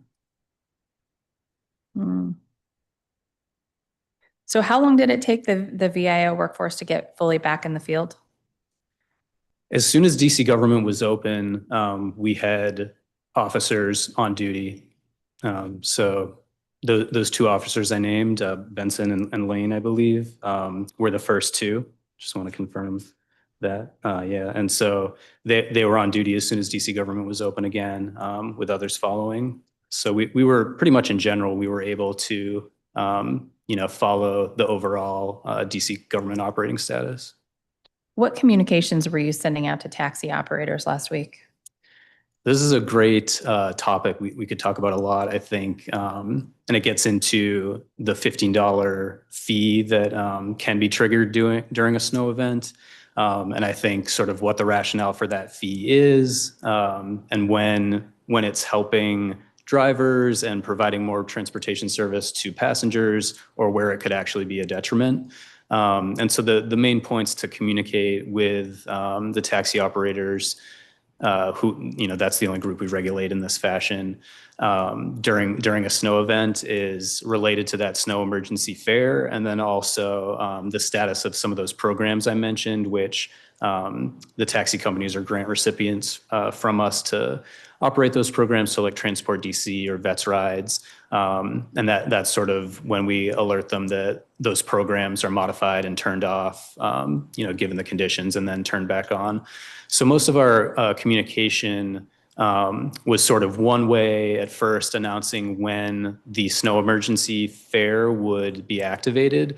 I think we've refined that process a lot and improved it from years past, because I think the practice in the past was simply following when the mayor's declaration of a snow emergency in general happened, that we would just follow that, which I don't think was ideal, because you're probably aware some of what triggers that is parking restrictions on the snow routes so that we can prepare those roadways to be cleared. But that often happens before snow is actually falling, and so we wouldn't want to hurt customers or the taxi business, frankly, by charging a $15 fare when the roadway conditions are perfectly fine. So we've had to take an extra step to say, let's kind of more closely monitor when DFHV declares that this $15 fee should take effect. And that does require a bit more communication, but it's always posted on our website. And then we do text blast to drivers. We do outreach to the meter companies, which we call DTS companies, and then to the taxi company operators themselves. Most of the back and forth communication, I sort of polled those taxi stakeholders on if they agreed with when we thought the fare should be turned off. I think part of the rationale with the fare is it does function somewhat like the surge pricing that you see from Uber and Lyft, where the fee is intended to attract more drivers to serve whoever might need trips at that time, by compensating them for the more challenging conditions and the inconvenience. And so the companies sort of informed us that at some point, I think actually on Wednesday that week, they were seeing their full fleets had returned, and so but business wasn't as good as it could be, even controlling for the weather. So at that point, we basically concluded, it served its purpose. It's gotten the drivers back available. And so we don't need to be punishing passengers or kind of deterring demand for those trips with a $15 fee. And that's of course once the the roadways were safe. And then likewise, around the same timing, we turned those programs, TDC and Vets Rides, things like that, back into action. So I do think it's a balancing act, trying to balance the supply and demand. We were checking also the ride sharing apps to see if their surge pricing was happening, because we didn't really want to be way out of whack with that. But yeah, I think the conclusion was really the drivers seem like they've been able to return. And so once the conditions on the roadways improve, the $15 fee no longer serves a purpose. So we turn it off at that point, go through all that communication again to make sure every driver, every company knows. I do think taxi fares in general aren't that well understood by the public anyway. There's no upfront pricing, like an estimate usually for a traditional taxi trip. And so I question how aware the public is of this $15 fare in the first place. And when they're making their decision about, do I need a vehicle for hire right now? Should I choose a taxi versus a private ride share? I'm not sure that they know the $15 fee is in play anyway, which, we were kind of thinking if it is and it's unwarranted, it's hurting business. But I do question if people realize that fee is going to be added onto the fare, if they even know what the normal fare would be. So I think that's an area for improvement that, we're exploring. So do you have any control over TNC surge pricing in snow emergencies? No, that's one of many things that, the legal authority just never existed for, over a decade now at this point. So we can try to monitor those things. Yeah, how do you do that? Can you tell? It's really just, sort of anecdata, checking the app on the same way you would on your phone or my phone. We don't really, it's not required of the companies either, like the Uber and Lyfts of the world, to sort of check in with us. And we do that on sort of a more scheduled basis regularly, but, they're not required to say, hey, this is what we're thinking ahead of the snowstorm. Here's how we're going to modify our operations. We don't really get that kind of communication from them. Did you hear from private for hire companies on their operations or to coordinate on driver safety in the snow and ice?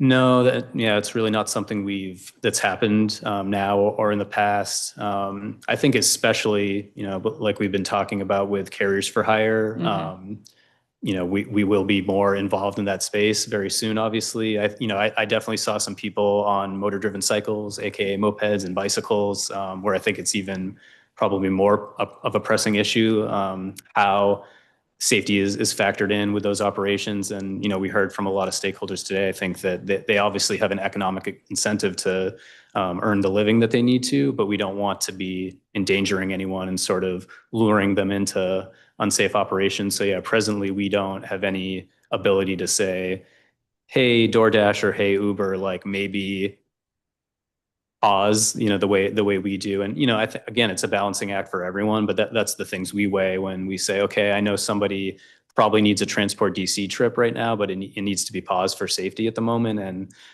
I mean, similarly, to be fair, we can't tell, or we certainly never have like a taxi company to shut down or a taxi company to tell one of their independent contractors who's a driver to not drive.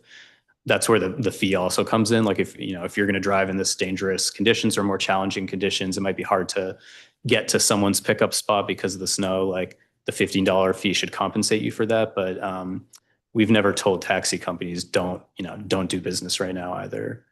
So I think it's probably an overlooked, aspect that sometimes it is not safe to be operating out there.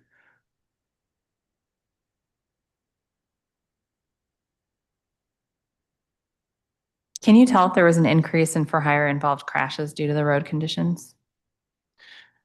We definitely don't get direct data for especially anything that's not a severe crash. We actually just spoke with Uber and Lyft about this topic because the law does require regular reporting for those types of severe and fatal incidents.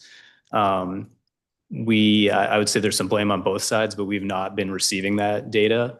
And I was able to coordinate with MPD and DDOT to have them query from their major crash response to severe incidents like that. If in their records and investigations, they found words like taxi, Uber, Lyft, for hire vehicle, and to some extent they had. And so we actually flagged, over the past 5 or 6 years, serious crashes that we identified that we never heard anything from the companies about, and said, we'd like to know what you know about these. And again, to be fair, it's not as easy as it might sound for them to become aware of those incidents, because these are private citizens operating their vehicle. There's a lot of reliance on self-reporting, and so there's nothing that automatically triggers a taxi company or a rideshare company's knowledge that this crash just happened, that the police responded or anything like that. So I think there needs to be a better solution so that we're not just depending on if a driver happened to report it or not. And again, we're only seeing if it rose to that level that MPD does a thorough investigation of a major crash, and then the details could be in that crash report. So we definitely didn't, we don't hear about fender benders during the snow from the private side. Should there be penalties for not reporting those major incidents? There should be, I think, a way to compel like that, make sure that communication happens. I don't know what the best mechanism to do it is, but yeah, I was pretty, concerned to learn that it was something that, seems like it was falling through the cracks. And again, I don't know that there are immediate actions we would take or reforms to make. These companies are doing millions of trips, and so there's an exposure inherent that could lead to crashes and severe crashes even. Of course, we want none of them to be serious injuries or fatalities. But there's potential for it to happen. I think overall the industry has a pretty good safety record, but we need to know when those incidents happen. And so I think that's what we've reemphasized with the companies already, is that you all need to do a better job of notifying us when you become aware, and we need to make sure we're able to become aware, because I think just relying on a driver saying, hey, by the way, I got in a bad crash, the police came, I'm letting you know.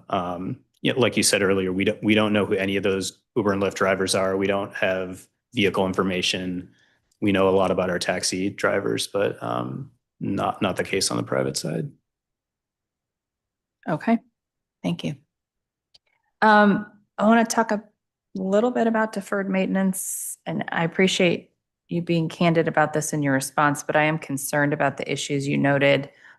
DFHV has frequently reported deferred maintenance issues extending into FY26. The team has submitted 42 facility maintenance requests to the building and property owner. Of the 42, 24 have been fully addressed. The remaining requests are pending due to a lack of professionals required to complete the tasks by property management. Who is the property management company? I believe it's Curtis Properties. Mm-hmm. Do they own the building too? I believe so. What recourse do we have? I mean, I think that's somewhat in DGS's purview. Mhm. That's certainly who we sort of alert that, hey, we requested this, work order, or, we have an issue that's being addressed slowly. And so I think it's part of like the lease requirements that, DGS agreed to with that property owner and property management company. And I think DGS has, endeavored to hold them accountable. But yeah, I guess the numbers are what they are. And, we have some issues with basic like HVAC. Yeah, Sometimes the AC breaks in the summer, things of that nature. lights burn out, I would think would be rats, routine. well, rodents. I've never seen a rat. Rodents, sorry, rodent control.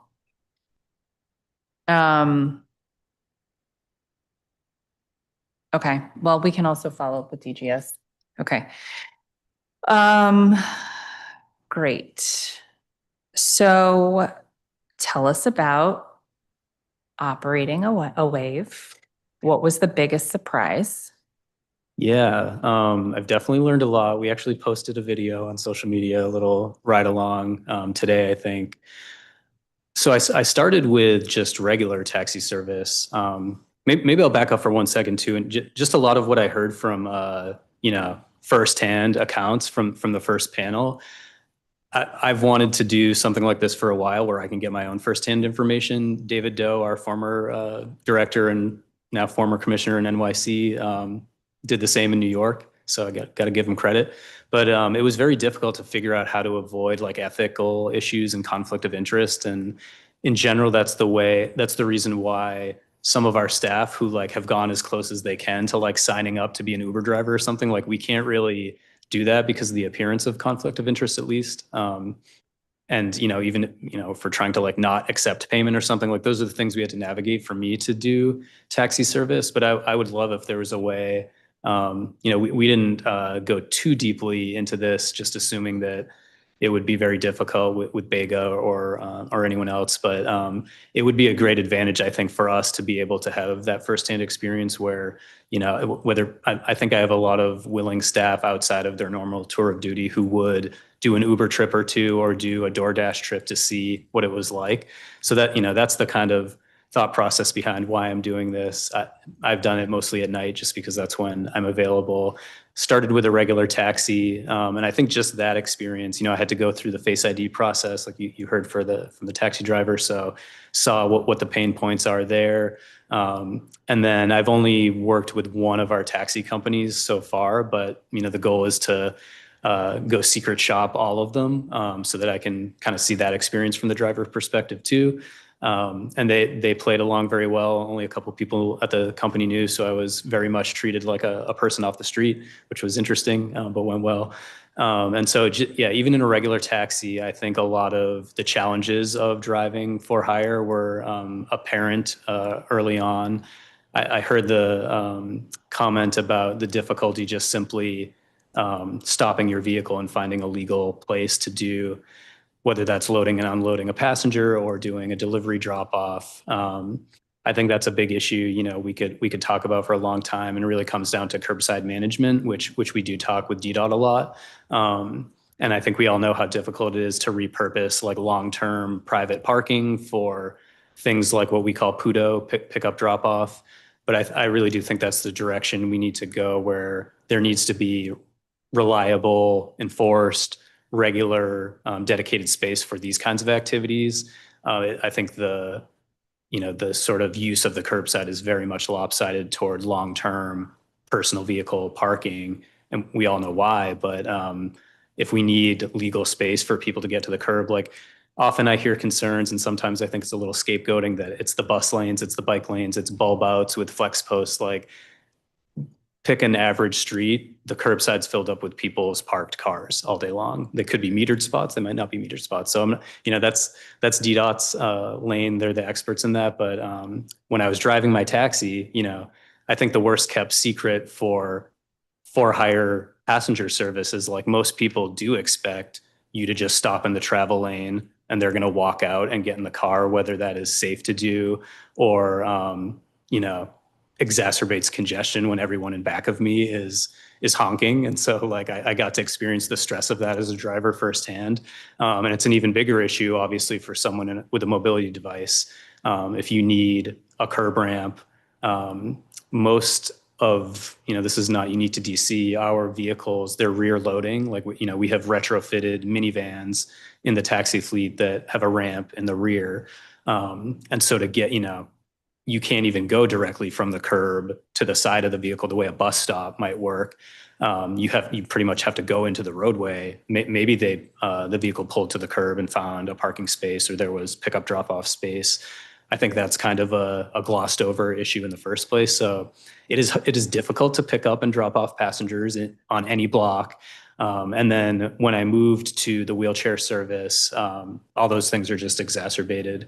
I've done a few Transport DC trips now, which I have a greater appreciation for sort of the level of service that the drivers provide in that, and then the needs of the passengers, because you don't have to be in a wheelchair to have accessibility challenge.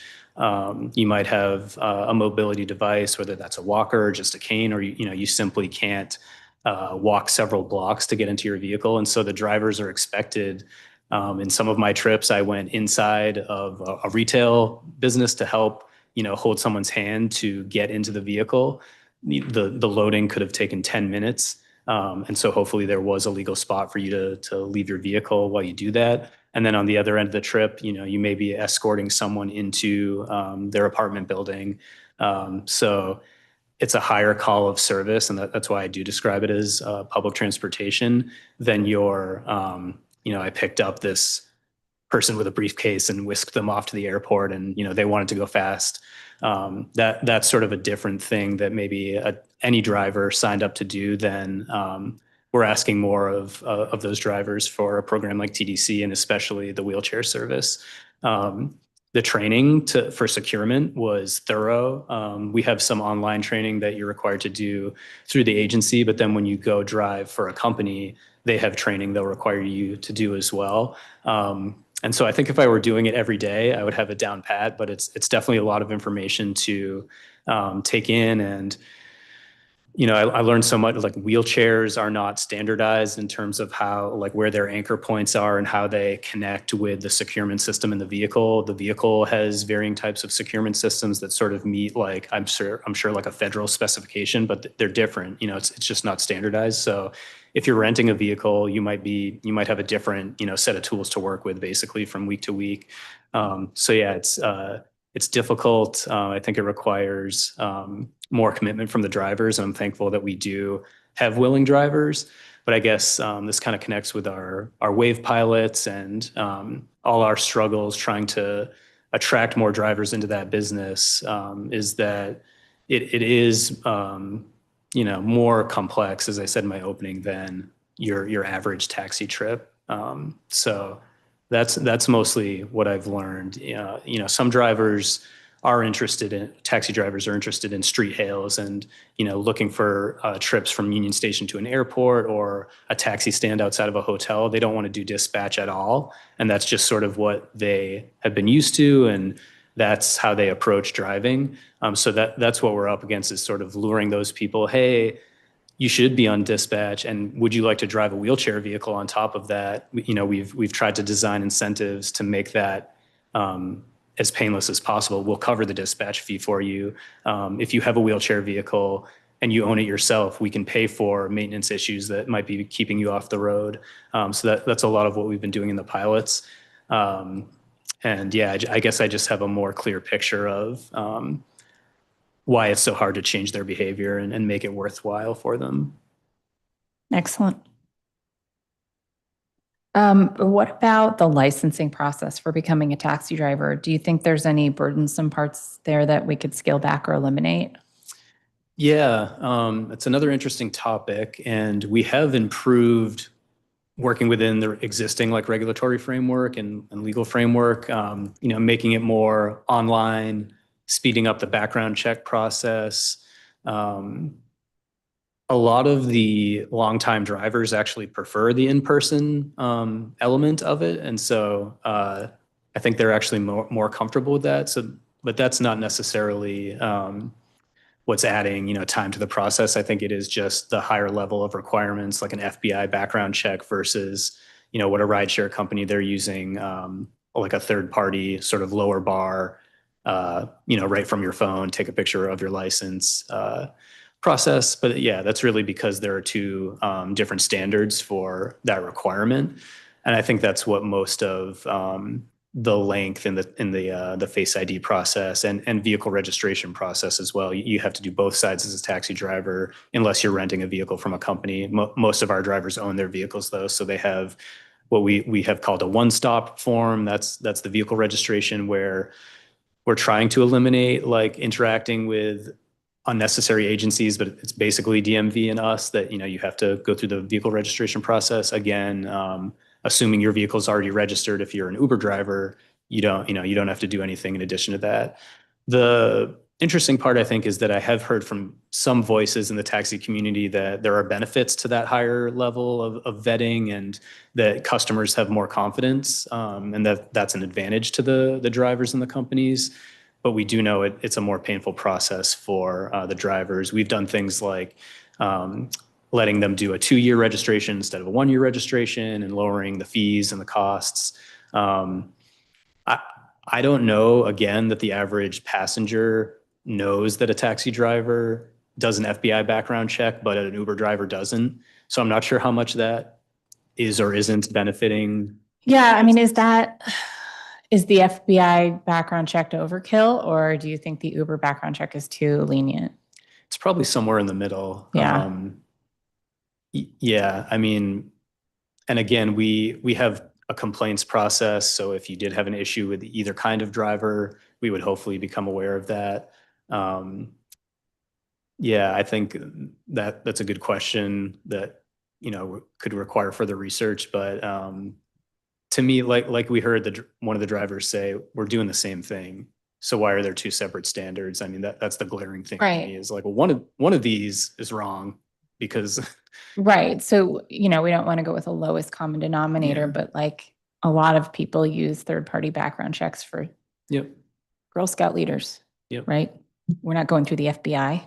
Yeah, and some of the changes there within our Title 31 rewrite plans are already in the works. Like one of the drivers mentioned the medical exam. We don't enforce that anymore. We'll take that out of Title 31 because if you have a driver's license, you've been medically cleared at some point to be fit to drive any vehicle.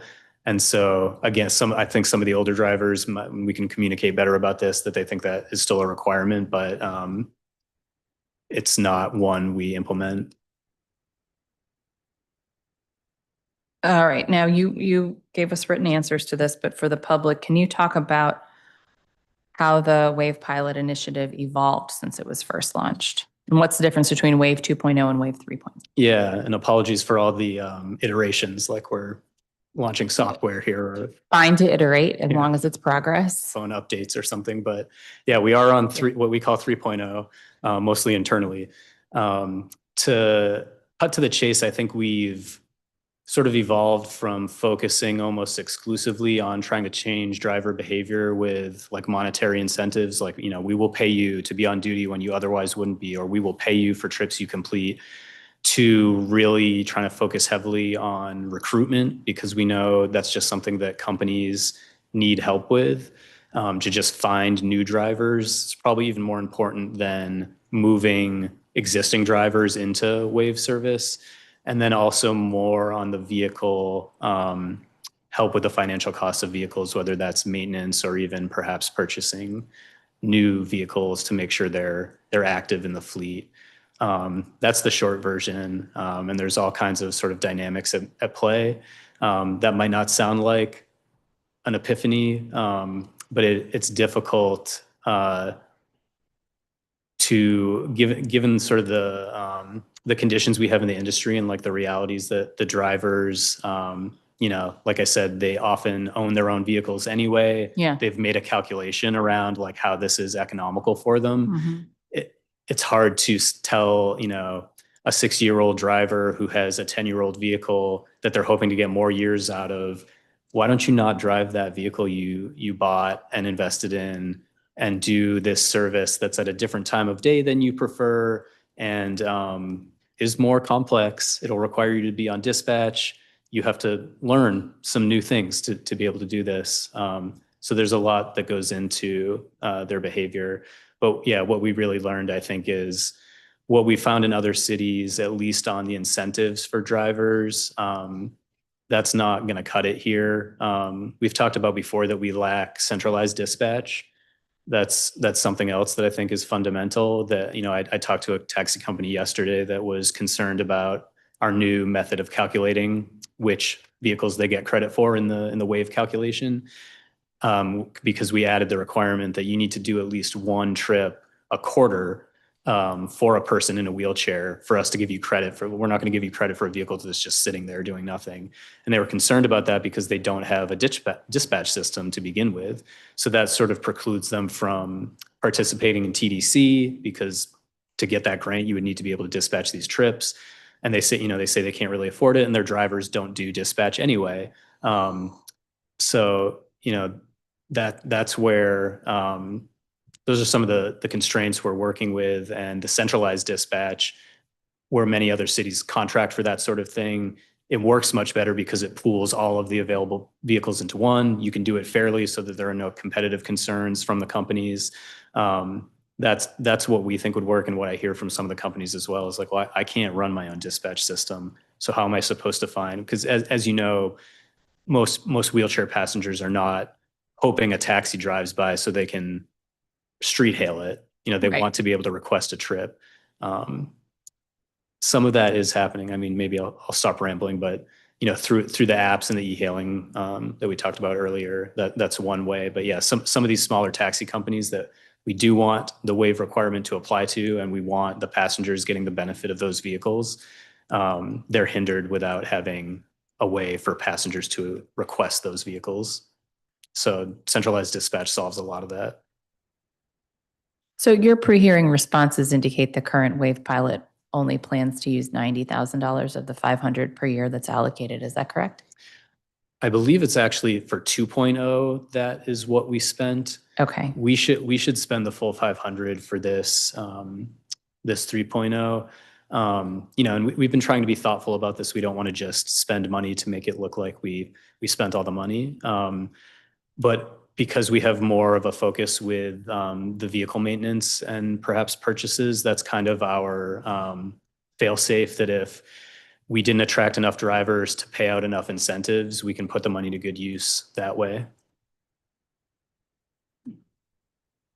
All right. Talking about budget for a minute, your hearing materials allude to the council's enhancement only being for 4 years, but what we did was add that $500,000 as a recurring enhancement. What that should mean is that it'll show up in all 4 years of the financial plan, but then continue in subsequent years unless the mayor or council chooses to cut the funding, essentially the same way that we fund Oh. FTEs. Well, that's great news. I think that's my mistake. I think I assumed in FY27 was the last year. So it should be good. Okay. Okay. Are you still interested, knowing that, are you still interested in specific dedicated revenue source for the WAVE fund, or is that all you need? I think we are. Okay. One of the things we're doing that I think you asked about, you asked Ms. Mack about, is Yeah. trying to pull the industry to see what dedicated wave service might cost and might look like, and what innovative models could be brought to that. So that, you know, that would require a funding source. Centralized dispatch would require a funding source, and even I mean, it's great to learn that is recurring funding, but you know, to make sure those incentives are sort of permanent. Some of the difficulty with iterating and doing these grants, whether it's over fiscal years or just these different versions we've been doing, the administrative pausing, like stopping and starting and getting things up and running. We want drivers, like if we're trying to change their behavior, we want those carrots, you know, to be consistent and on the table. So, you know, to the question around like, what is the right level of funding, that's really what I'm hoping to hear from this request for information we did. Because I think we're sort of seeing what the level of funding we have now can do in terms of, in like a pilot type of approach. My sort of, you know, thought behind this is like, we have these private companies, we're trying to incentivize them to invest here or change their driving behavior here, kind of around the fringes. You know, like, what if we paid you $10 more per hour than you normally would have made? I would love for the cost benefit analysis to have, you know, hopefully the people that are going to respond to this request, you know, if I want, and this is what we put in it, it's on our website. Like, I want, if you were to guarantee me from 6 p.m. to 6 a.m. at least overnight, you could meet certain performance metrics for like wait time or fulfillment rate for Wave taxi service. You tell me, like, who would you have to hire? How much would it cost? What would it look like to make it sustainable for you? Knowing that you could take advantage of, you know, I'm asking them to become a taxi company to do this because I want taxi Wave service to improve.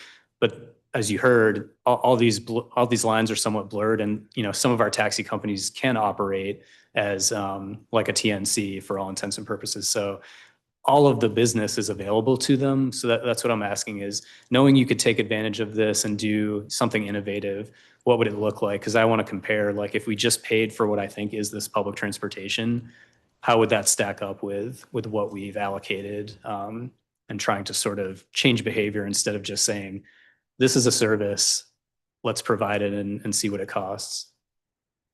And the one concern flagged by our public witnesses is separate, unequal. Yeah. And how do you contemplate that?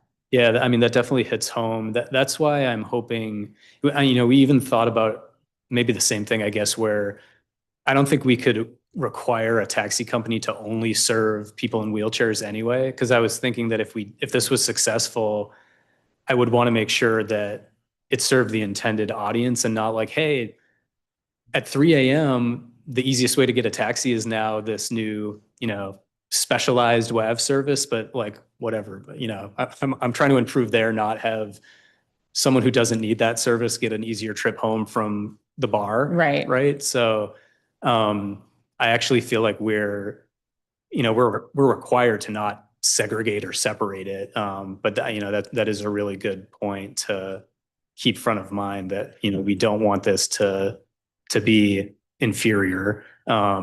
And I've heard that concern too as well, where there are services out there that are directly contracted with the government, and maybe you don't get the level of service that's agreed to. Like, are you going to be able to hold that contractor accountable for those wait times, or to make sure they're getting equitable service? But compared with, I think, the issues we've heard about with the existing taxi service, and they, I want to give them credit. They do their fair share, especially compared to the private side. But it's difficult for them to lure one of those drivers to be working overnight, for example. So I don't want anyone to get stranded at Union Station. That's why I want to see about the feasibility of this. But yeah, I do want to make sure it's high quality service, and it's not some set aside thing that comes up short in the same way like the status quo does. Having had DDS and ODR in my committee when I was chairing the Committee on Human Services, I generally just always ask, what would Judy Human say? Mm-hmm. What would she recommend that we do? So I know you have some good advisors. Yep. Who also probably could tell you what she would say. Yeah.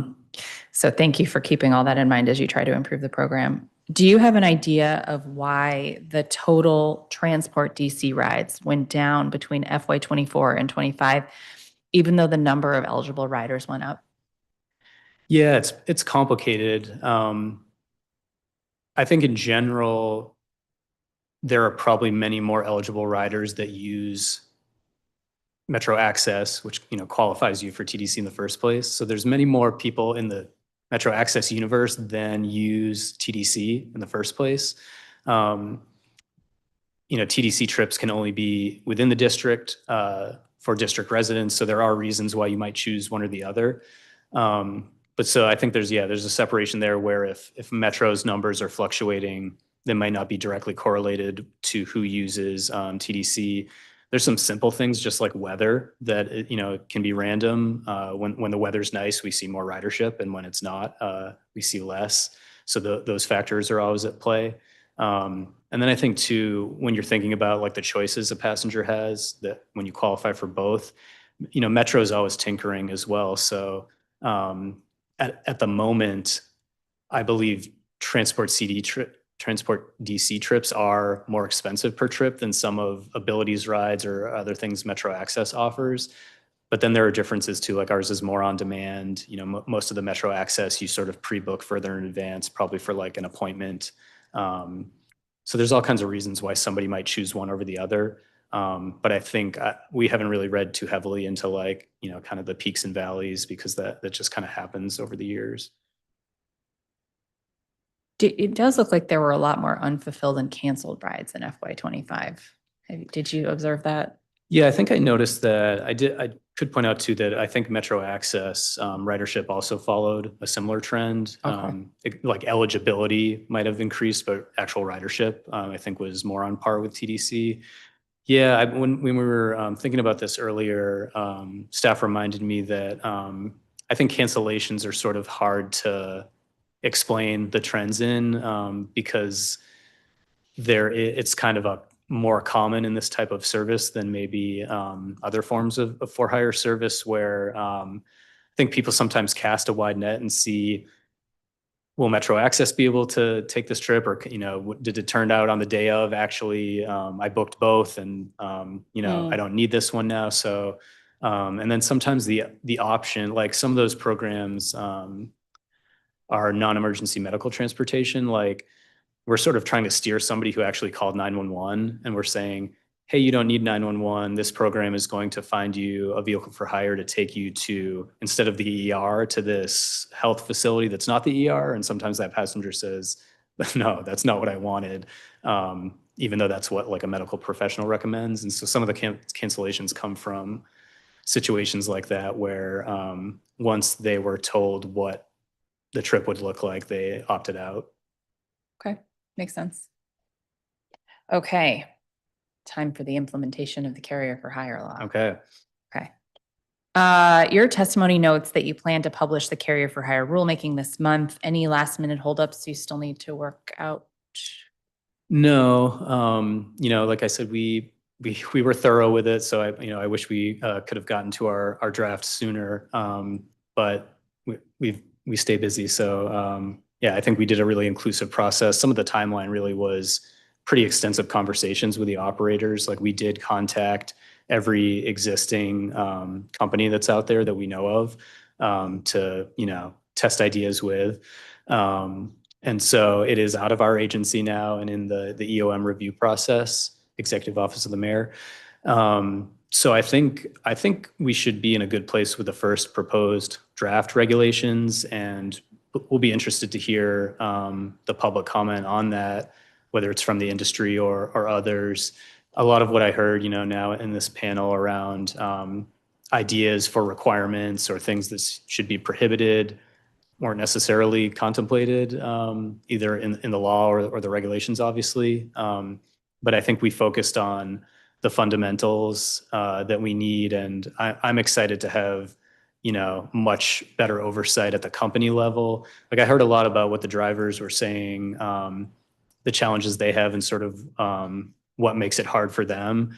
And our focus, I think that, this enables us to have way more tools at the company level than we ever have before. Because, before we sort of had to just see what's going on the street. And that's the only person we can hold accountable is that, moped driver.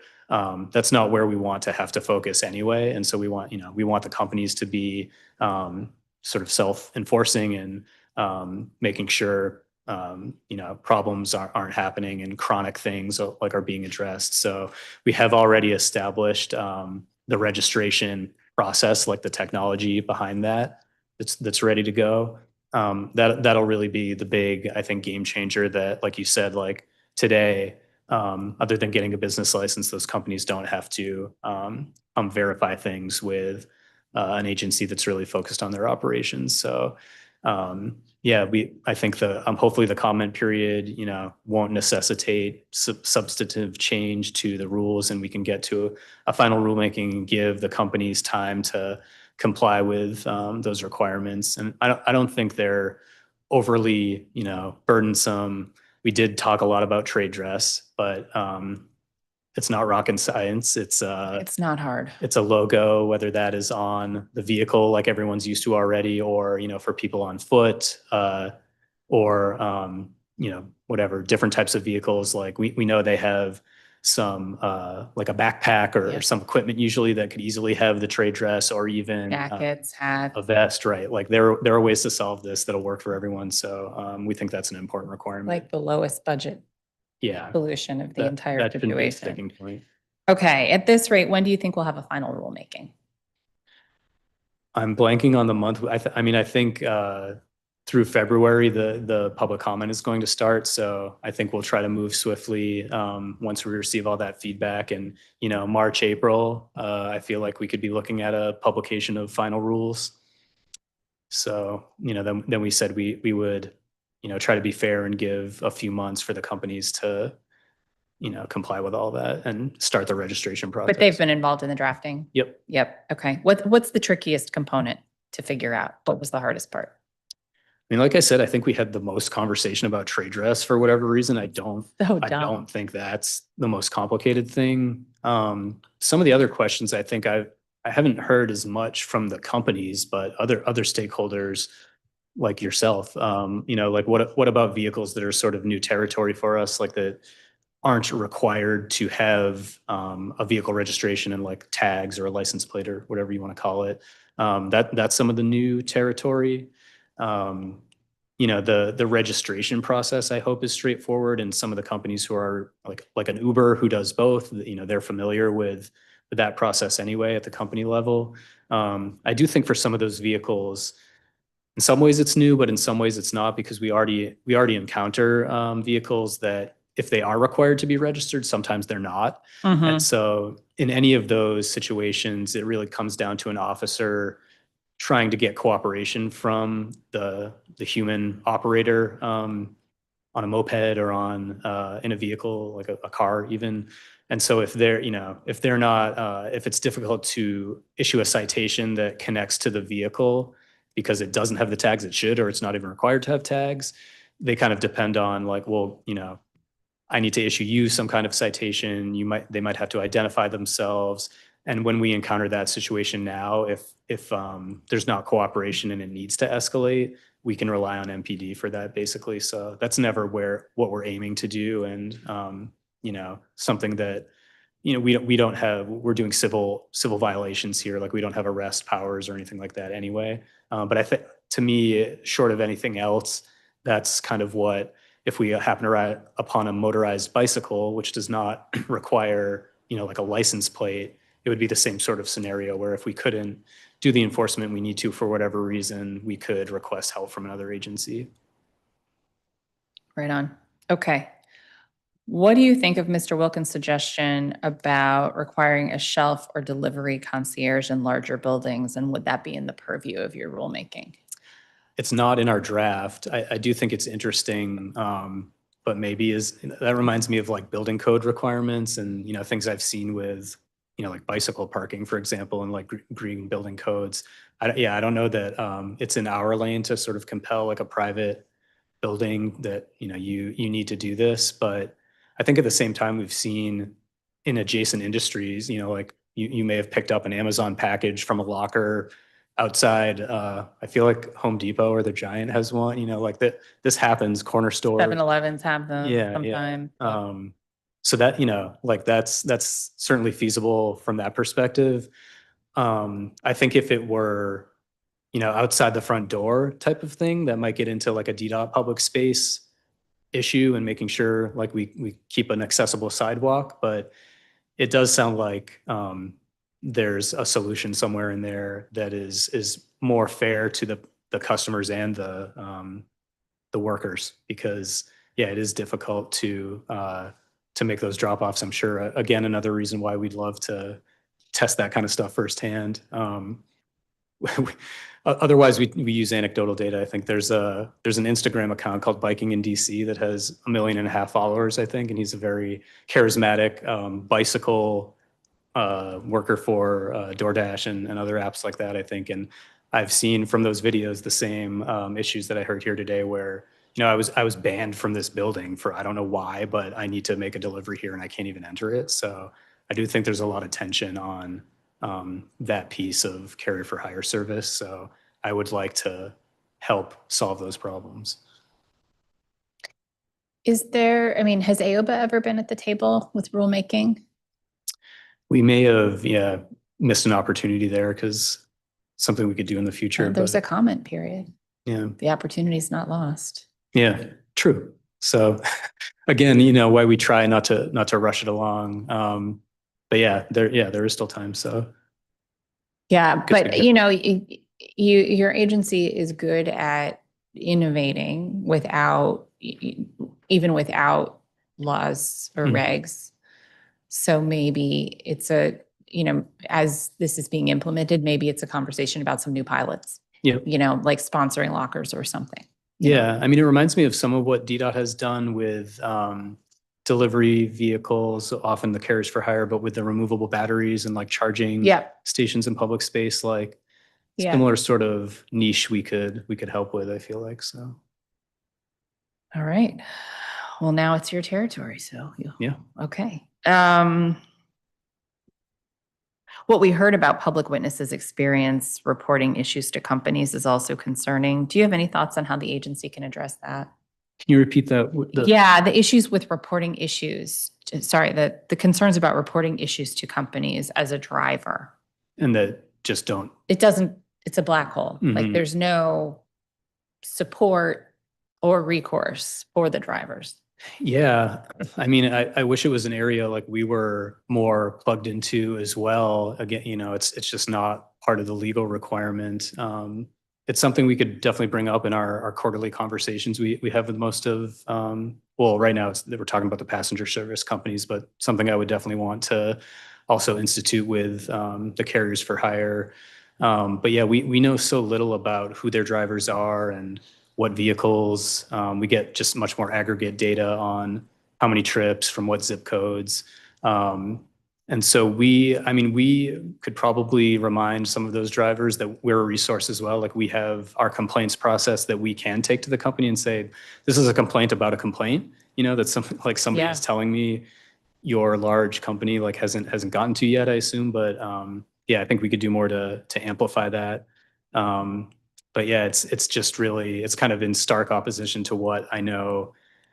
If we get a complaint from a taxi driver, there's a lot of action we can take, whether that's a complaint about our, officers or what a company is doing with the taxi drivers. Like we've actually done some administrative issuances lately based on those type of like you said, we can be innovative and sort of not go through a long drawn out rulemaking process, but say like, hey, taxi companies, you need to be more transparent about payments to drivers and like a log of their trips and because it's hard, just like we heard from the Uber Eats driver, like it's hard for people to know what they are owed and how many trips did I do? Do I need to have my own spreadsheet here and look at all the fees and things that should have come out and really do an accurate accounting. So we've required the taxi companies to be much more transparent around that. It's the type of thing I wish we could tell the private side that you can't just give them like a lump sum payment and say, trust us that, you were compensated fairly. I think, these people doing this service like deserve, an ability to see that they were fairly compensated. What information from the testimony you heard today could inform the details of your rulemaking? And if you can preview a bit, what in the proposed rules do you think would most benefit from more public feedback? I mean, I think. Don't say trade dress. Yeah, no, I think we're good there. Yeah.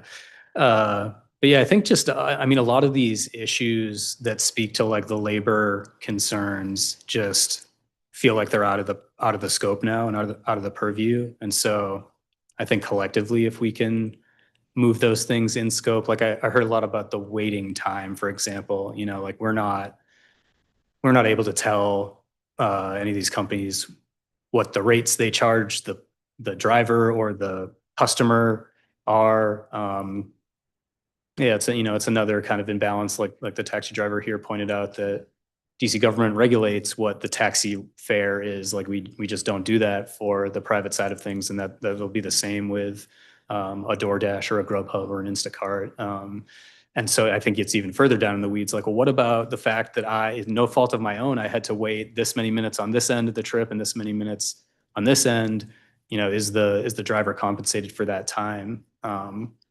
So I think, those are important issues, but they're not in our rulemaking. Where have you landed on some of the potential edge cases for carrier for hire definitions like Amazon, Target, and some grocery stores?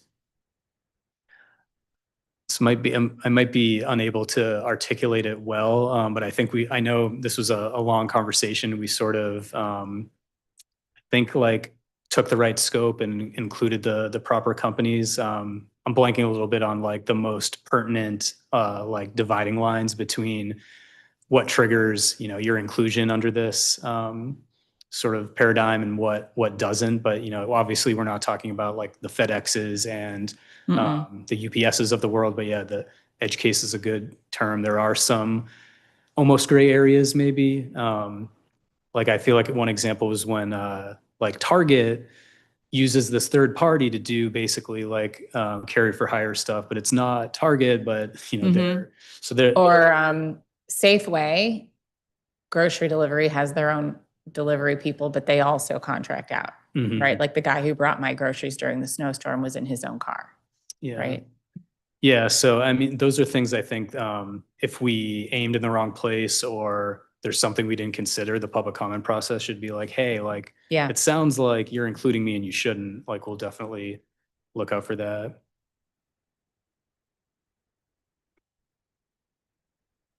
How do you monitor new entrants in the market?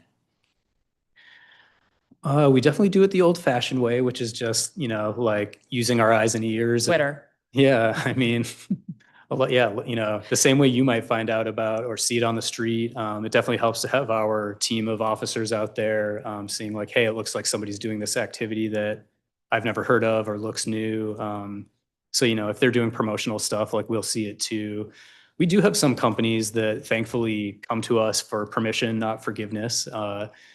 I know there are some other edge cases just in like passenger service. There's some like ride booking companies where it's like, are you actually a rideshare company or not? You're booking on behalf of someone else? So we've had some good conversations kind of confirming, nope, you're fine. Like you don't fall under the legal requirements or you actually do. Some of those have been proactive where they reached out to us. Others, we try to have our ears to the ground or whatever out there. And some of our policy team is always coordinating with other jurisdictions because sometimes they pop up in one city before they come to another. So yeah, nothing mind blowing there, but just kind of being aware of what's happening here and in other cities. Even internationally, sometimes some of these companies we hear they're coming here, from whatever other market. So I do think we know like the big players already for carriers for hire. Interested to see if any smaller operators will pop up or exist that we don't know about. There's one called GoPuff that's literally down the street from our office. So yeah, just kind of those traditional ways we would just try to keep our eyes open. And what outreach have you done to the restaurant industry? I think the restaurant side we'd probably hope to do more outreach to. Yeah, we have focused primarily with the actual companies and like operators in the space. You mentioned the registration portal is set up. Have you also stood up the process and software needed to accept and process company data? I believe so. I think we're sort of, yeah, that's definitely in progress. And I think another sort of area of new territory where we hope to be receiving more data and do more with it than we're able to on the passenger side.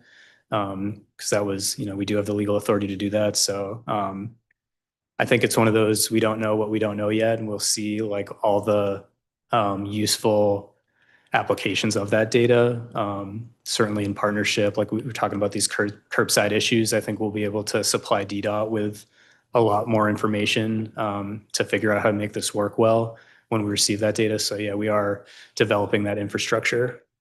When do you plan to start receiving data? Well, it would hopefully be as soon as the companies are required to be registered and are up and running. So once that grace period is over and no one should be operating without going through our registration process, that's when we would confirm, okay, like this is the process for you submitting data and the frequency and the format. So you're agreeing, you're proving that you're able to do that and you're agreeing to do that through this registration process to get your operating authority. And then we would expect to be receiving it on the frequency required. Yeah, I think with the grace period, we've imagined like something like October of 26 this year is realistic. Okay, now what is the implementation plan for the updated trade dress standards for TNCs? For TNCs. For TNCs, yes. I might have to check on, I'm Okay. not quite sure. That was another thing the law included. It's sort of updated trade dress standards for TNCs. That's what we're talking about. Yeah. Again, I don't think that'll be a heavy lift. Just like that they are uniformly displayed in the proper place that is visible for customers first and foremost, but of course our enforcement purposes, and that they meet sort of those standardized visual requirements. It needs to be visible at night and just conspicuous and identifiable. We don't give individual drivers a really hard time. We're not going to, if it's supposed to be on the passenger side window, I don't think anyone's been impounded or really fined for minor transgressions like that. But I do think it is important to have standardization and consistency. And that obviously helps differentiate from, those who are purposely avoiding that requirement. And how do you plan to encourage delivery mode shift towards more sustainable and smaller vehicles as outlined in the law? Yeah, I think that's one of my favorite parts in the law, and I think is a great, goal to like try to reduce our emissions and use, efficient vehicles, a lot of which are safer vehicles because they're smaller. So we've been contemplating, what kind of incentives or, sticks and carrots also downsides to not operating that like that could be to encourage use of those green vehicles. And so, there could be a fee for not doing so. I think there's a similar thing on the TNC side, as where if you're not, I think, some people call it a congestion fee, but entering a certain part of the city in a vehicle that isn't zero emissions, that there's a sort of a fee for doing so, which just, incentivizes making that transition. I do think it's another opportunity to just point out that the overall emissions reductions and sort of sustainability law, the green energy omnibus law, again, it much more heavily applies to the taxis in the passenger for hire service, but didn't even contemplate carriers for hire at that time because I don't know that they were really a thing then. But I think that's another way that kind of a missed opportunity with all the millions of trips that have happened on the private side. They're simply required to submit a report about how they intend to reduce emissions. There's no deadline for them to actually do so the way there is for taxis. And so I don't want to segue early into autonomous vehicles, but if we're going to cover that, but it's an interesting question, I think, where one of their challenges thus far has been, well, we don't own those vehicles. It's not our fleet. Like, similar to the taxi side, they could say the same thing. How am I supposed to get a private contractor's vehicle? How am I supposed to force that person to go buy an EV? It's not the company's vehicle. But as they transition toward the autonomous model, they do own all that fleet. And so, Waymo, for example, they are using EVs, but I think it's when it's in your control, the requirement should probably apply to you. So that's a dynamic that I think will be happening to the extent AVs, are deployed. How involved have you been in the DDOT e-bike pilot? A bit. We're definitely aware of it. I think, before we were sort of as formally involved in the carry for hire space, they were sort of already moving on that thing, which we support. And I know they're even doing sort of like micro hubs for the food delivery with that does involve the battery swapping as well. So we're definitely like following along. Can't take credit that we were part of the inception of it, but yeah, I think it's a good area where we are working alongside each other and following the results. I definitely see them, the green e-bikes. I think they're called Whiz or a company like that. Yeah. But I see a lot of carriers for hire using them. So Yeah, it's think good to it's see them all out. yeah, good thing to research. How will the new regs ensure that companies are doing better verification of the vehicles and operators using? So, it's just a much more explicit requirement now that they'll be agreeing to, and that can be held accountable for at the company level. I think today, if you were to interact with a DoorDash driver, or let's say Grubhub, so I don't always say DoorDash, and if it was appropriate and they were required to sort of identify themselves and they show, yes, I am doing for hire activity, but the person identified in the app does not seem to match the person here in real life doing the job. right now that would really be something the person would have to be held accountable. But now if we see a trend of that happening, now we're talking about the company's operating authority Mhm. and asking questions like, well, what do you have in place to prevent that kind of thing from happening?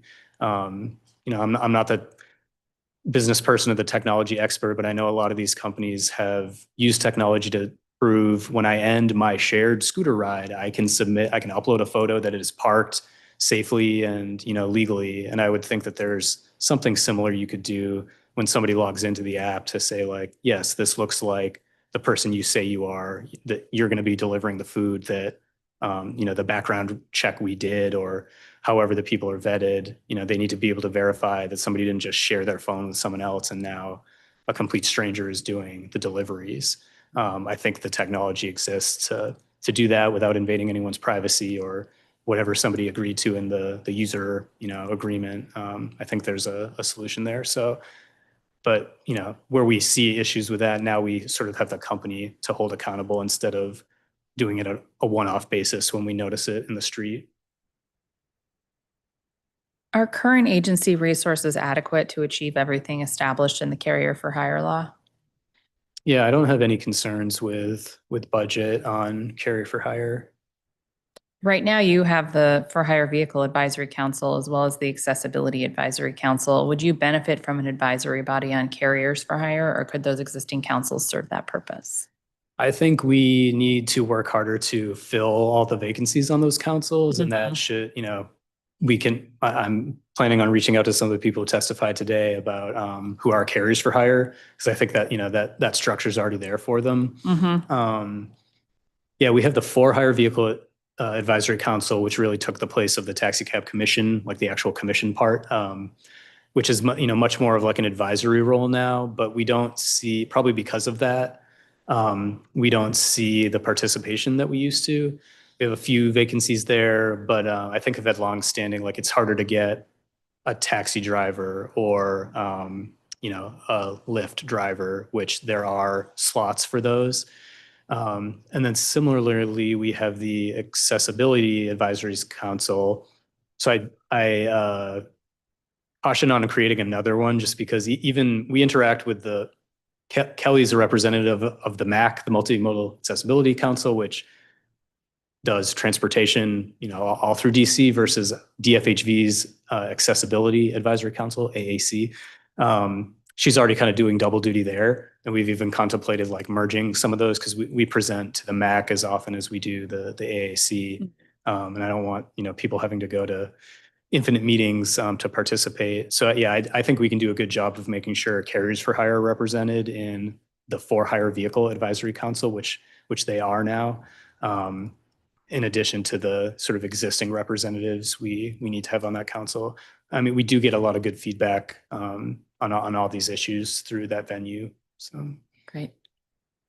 A few questions about VIOs. At last year's hearing, you proposed expanding VIO authority as sworn officers. Is that something you've continued to pursue? not really. I think what prompted that was a funding opportunity at the time through our Highway Safety Office. Gets federal funds from NHTSA to do like behavioral change, and that's where our enforcement money comes from to focus on Vision Zero things. And so there was available funds to kind of go beyond that scope, but it would have required the officers to be sworn officers, sort of more like an MPD officer. There's actually kind of mixed feelings among the officers anyway. Like, as I mentioned before, they don't have arrest powers, they're not armed. And some of them prefer it that way. And they don't want to be police, so to speak. Where others might be more open to it. So it would definitely be, if it were to happen, it would be, we would engage the union. Like it would have to be a thoughtful change and probably an optional one. But at the moment, it's sort of moot because the funding is not on the table anyway. But yeah, we sort of didn't pursue it further after that. And what's the status of procurement on new VIO enforcement vehicles? We are, keeping pace with procuring vehicles. I think it's basically budgeted where we would get about 2 vehicles each year. And so we did that last year. I can take any blame for going slower than possibly we could have, because I am trying to make sure we don't only get SUVs, or, I want to get EVs and hybrids and not have a vehicle that's larger than it needs to be for no reason. Again, there's some like enforcement considerations there with, like, usually we get these interceptor packages, and they sort of have some features that I think are expected of law enforcement, but we're not exactly law enforcement. So, Right. my favorite enforcement vehicle we have is a Chevy Bolt. Yep. So I'd like to see more of that. I mean, that's what the DPW parking enforcement officers use mostly too, right? Yeah, I've seen some of Yeah. those at DPW. So, we're not chasing vehicles or some of the like physical features, I think, of those like vehicles that are purposely designed for like a police department really don't Yeah, you apply don't need for us. So yeah. Although those Bolts 0 to 60, like, yeah, you know, I've driven the Bolt. I like the Bolt. I have one. Okay. And why was VIO overtime in the last quarter of FY25 so much higher than every other quarter? Yeah, I noticed that as well. I think that's really just a function of, the fiscal year and the grants being fully up and running to take advantage of all the overtime opportunities, and that is our Vision Zero enforcement efforts. It's not like I don't know, an overtime concern you may have where you don't want to see overtime ballooning because we're not doing our normal like tour of duty isn't sufficient. This is really like intent. We want to spend those overtime dollars because that's the whole purpose of that grant. And I think the Q4 there is sort of more activity to police out in the streets, but it's also like, the grant's fully up and running by then, and we're probably racing to make use of all those dollars, and so it kind of ticks up toward the end of the fiscal year.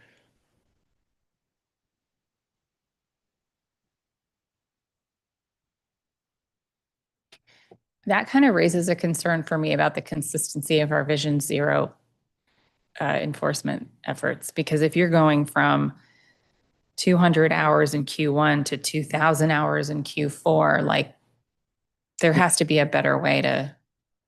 Yeah, and I think that one quarter is probably an anomaly. I don't recall like another spike like that. I should say too, I guess, our officers, we have Title 31 and Title 18, as you know. So Title 18 is more of the general like rules of the road, more safety related driving that has nothing to do with like a trade dress, for example. And so our officers are always able to issue Title 18 related like citations, including moving violations. It's that the overtime is solely focused on that Vision Zero. So I wouldn't want to mislead you saying that's the only time they can do safety related enforcement. But I totally hear your point that should. Well, I mean, I guess I assume if you're doing a big Vision Zero related push, that's in concert with other agencies. Yep. So my question is, does that mean that other agencies aren't doing those big pushes the rest of the year? I don't have any reason to think that. I think it's convenient that some of the funding is coming through the Highway Safety Office because they have grantees like MPD and DDOT, and so it's easy for us to coordinate when if MPD is doing like a safety compliance checkpoint or something, they often want our participation if it comes to things that are specific to the for-hire industry. So I think I'm probably not aware of all the enforcement the other agencies are doing, but we like to tag team when possible. And I can definitely go back to see. Yeah, I mean, now you're making me think, didn't Q4 coincide with the federal surge? I mean, August of yeah, 2025? Yeah, it may have, but that wasn't part of, like, we didn't have any really any connection. Yeah, I was actually checking in with all our officers to make sure like nothing inappropriate was happening where their activities were sort of being interfered with, and if they weren't sure what they were required to do or not. So definitely nothing intentional there with like sinking activity or anything like that. Were your agents and were your enforcement officers asked to participate in any federal action? Not to my knowledge, not in a formal way or even sort of at the street level. Yeah, I haven't been notified of like where they had initiated a stop and then, somebody swooped in or something like that. So. Okay. All right, School Connect, everybody's favorite. Thank you for the changes you've made this school year in response to council feedback. You mentioned that principals can now rank students by priority. How's that been working? It's easier said than done, I think, but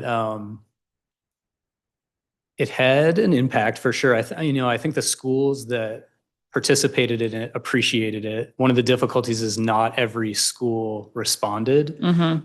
So yeah, if you zoom out to, through the Safe Passage program, there are these priority areas like that sort of key in on certain neighborhoods and schools. But every school in Ward 7 and 8 is eligible, like any student, their family can apply for School Connect.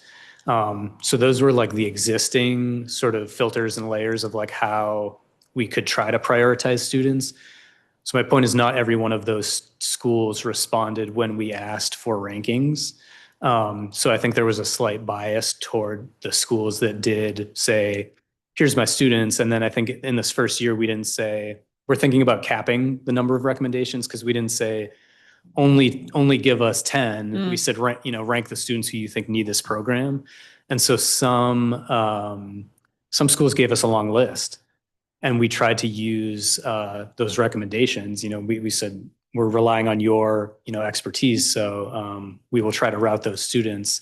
So I think it kind of swayed some of the enrollment from, I think some of the schools that have always had a large number still did. But yeah, I just want to make sure that everyone's getting the fair opportunity to rank the students. I have no idea how principals or other school leadership sort of made that determination, but it's something more intentional than us saying, well, here's everyone who applied. We're going to figure out the most efficient routes to serve the most people, and that's all we can take into account. So I do think there's some logic to the ranking system, and we can tweak that. Let's make sure, one school doesn't get 100 kids and another school says, oh, I didn't realize I was supposed to rank these. So are my kids getting like deprioritized? That's the concern I have with the ranking. Are you able to get a sense of relative risk across schools, or is this ranking it's within each school? Yeah, I guess it's within each school. They're sort of going through Deputy Mayor for Education and some of the communication, whether that's this initial ranking process or the emergency seats we talked about earlier. Mm-hmm. But yeah, we're really relying on them. I think it's a great question because who's to say number one ranked student at school X is more in need than number one ranked student at school Y. Mm-hmm. Yeah, we've not really attempted to figure out. So does the DMA make that call then? Well, I think they're just kind of a liaison more, and especially with the emergency trips, they're kind of who we tell the schools, please reach out to DME to make that request, and so they have a lens on it too. With the emergency seats, we haven't exceeded the number of seats we tried to reserve. I think we've kind of like found an equilibrium around like 20 students or so is probably the right number of seats to reserve for the kids that might come and go throughout the year. But yeah, we definitely defer to the schools and DME on, if you're telling us somebody's more needy than someone else, like we're going to follow that guidance. And can you talk more about the emergency slots? How do you receive referrals for that? And how long do you offer those seats for? Ooh, I need a refresh. There is a limit on how long the student can stay in that seat because it's not intended to be permanent, up to 45 days. Mm-hmm. And then, yeah, we receive the referrals through DME, but in close consultation. So there's only one place that the school principals have to reach out to, which is DME. And then we're able to, as quickly as possible, take that recommendation and figure out what routing needs to happen to get that person on a bus and make sure it's going to be a safe trip for them. Because, you can imagine scenarios where like two students are requesting this, and maybe they have issues amongst themselves. And so, they're not going to be put on the same vehicle, obviously, like they might attend the same school. And so there's a little legwork that needs to be done to figure out which emergency seat, is appropriate. But we want to respond rapidly so that we can, address that urgent concern. So yeah, 3 to 5 days that person is on a bus if they were approved. Do you have any new performance metrics on the impact of the DC School Connect on student outcomes?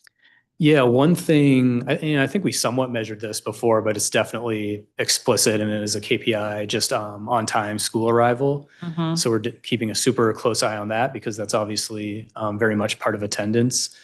We sort of, like I said, we always knew we were getting kids to and from school efficiently. So like on time performance, basically we would call that.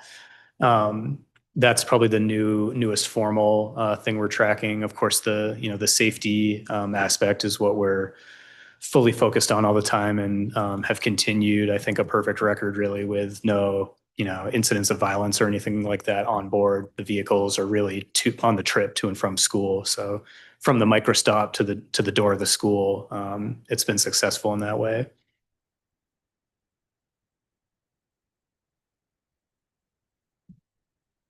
All right. And is that your data or is that DME data or both?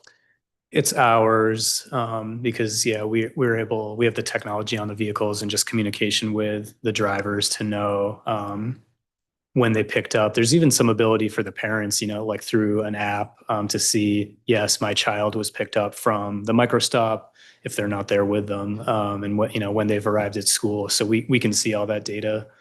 So what is the KPI on the on-time school arrival? Like where are the numbers? I mean, I think we're aiming for like 95% or something within, on time, basically. Yeah. I think that's defined within a minute or two of the school opening. And, from what I've seen, ride-alongs and just the data we've collected in past years, like it's not been an issue. Which, it's somewhat remarkable. I got to give kudos to the team. Yeah, we're aiming for 95% within a 10-minute window of the school doors opening, which often I think is before classes start. Mhm. So hopefully providing time for meals or anything like that. But, our buses, I think they're efficiently sized vehicles, but they are going through that morning rush hour that you're all familiar with, kind of weaving through all across Ward 7 and 8 and a tiny bit in Ward 4. So they do a great job of the efficient routing and picking those kids up from the stops, getting them safely on board and making their way to school on time and home in the afternoon. Okay. So you're aiming for 95%. What is it though? Where are you? Could you say it again? You were aiming for 95%, you said. Yep. But where is it right now? I might get an answer here in a second. Okay. And are you monitoring the actual improvement in attendance? Or is that your proxy for it? So we definitely care about getting them to school on time. We have tried to measure in collaboration with our sister agencies on the attendance. I would call it attendance more than like truancy or something. Sure. That's even like further in the weeds for us. But we did get some sort of at request, like a basic analysis of a school year before students participated in School Connect and then comparing that with the school year the following school year they did participate. And it was actually like a very negligible difference in attendance rates. I don't know if that's the most rigorous or like statistically significant method of comparing, but it didn't show like dramatic increases. It was kind of like in the 1% change. In some cases, there was a decrease. So I don't think it's the correlation like we're looking for. Like obviously School Connect is not going to hurt someone's attendance for any reason I can think of. But we didn't see, sort of strong numbers there, like huge gains in attendance. Thing I think about a lot with that too is that we do serve many more elementary kids than we do like high school. And so I think both the safety issues and even like the truancy or attendance issues are I mean, I'm not the expert on this. I think, some of those things can be more challenging with some of the older age groups, but that's not the enrollment we see as much. We see some of the older kids who do sign up. Those are some of the non-riders who drop out of our transportation for whatever reason. I think teenagers or preteens like have their opinions about if they want to be on the school bus or not. And so perhaps their family signed them up and then, they choose another option. So I think it's really like thinking about the attendance. We have the most consistent ridership from the younger students anyway. Maybe more reliable data there. Okay. Can you send over any analysis you have after the hearing, please? Yeah. Okay. On Christmas Eve, there was a $425,000 reprogramming in the School Connect program for FY26. Why was that necessary? Timing is certainly not, that's coincidental. I think that's Christmas Eve, but yeah, that was actually It's just a present related. for someone. Yeah. To us, I guess. I think we're just moving money internally from our grants area into contracting or vice versa. Contracting to grants because one portion of our drivers is contracted, the other is grant funded. And we try to anticipate, I think there was actually a similar reprogramming at the beginning of the school year to do that. And so that's just us sort of shifting the resources where necessary to accommodate more grant-based drivers, which are the ones we get from the taxi company, which I think is actually more cost-effective for us. So we're kind of trying always to balance the demand and where we need drivers from the contracted pool versus the grant-funded pool. There was also a $176,000 reallocation on the third day of this fiscal year from the School Connect project to somewhere else in the budget. What's going on with that? That was the same thing, I believe, the same purpose. Okay. And that one at the beginning of the year was kind of, we're waiting for the fiscal year to start, but we knew we were going to need to shift some money to more grant-funded drivers. Does the administration plan to continue School Connect into the next school year? That question, I think, it's just part of the overall budget formulation process. So, I'm waiting to see how the mayor balances the overall district budget. I can say this program started as a pilot, during, I think, coming out of COVID. And so the funding has always been on a one-time fiscal year basis. So I think, yeah, we're no different this year. We're in that same scenario and we'll see what, the mayor's budget can accommodate. Okay. Just a few more questions. These are about taxis and autonomous vehicles. What % of taxi trips are now requested through e-hail? I have that. It's definitely growing. It's actually a lot of the testimony you heard earlier, I think, is really interesting around this point because I think it's up to 19% as of Q4. Some of what I think we heard from the taxi driver earlier might have been a little off, but as you said, taxis are the only vehicles who can do street hails. Like they have sort of their type of business protected. But because apps like Curb are integrated into some of the taxi meters, or some of the taxi meters are actually based off of the Curb platform themselves, taxi drivers can receive those kinds of trips too, which I think is actually a huge benefit. I've seen it myself as a driver where I've been annoyed by how many Curb offers are coming in. Like if I was trying to do, I want to find a street hail. And so in those slow times, if it were me, I would be taking advantage of those offers. There are different payout rates negotiated, especially I've heard this in other cities like San Francisco. If you are a rideshare driver, Uber or Lyft or whoever is deciding what portion of the fare goes into your pocket. When in a scenario like where Curb has, collaborated with an Uber, for example, they negotiate a different rate for like how all that money is going to be dispersed. And so I think it's actually more lucrative if you're a taxi driver and you're getting a Curb offer through your meter, you're probably getting a better take-home rate than an Uber driver would for that same trip. All of that is beneficial to the private for hires as well, because if they can't find enough drivers to meet their demand, their wait time goes up. So they love having taxi drivers able to take those trips. And so when I hear taxi drivers say that they're struggling, there's not enough street hails, or I don't want to wait for an hour at Union Station because that's the only place I feel like I'm going to get a ride. We always ask, like, well, do you use any of the apps? And they could do that on their phone, separate from the meter, or they could do it if they have a DTS meter that does have that kind of integration. It's just a whole nother pool of trips. And so I guess the point I'm trying to make is that some people embrace that. They like having more opportunity for business and serving more passengers.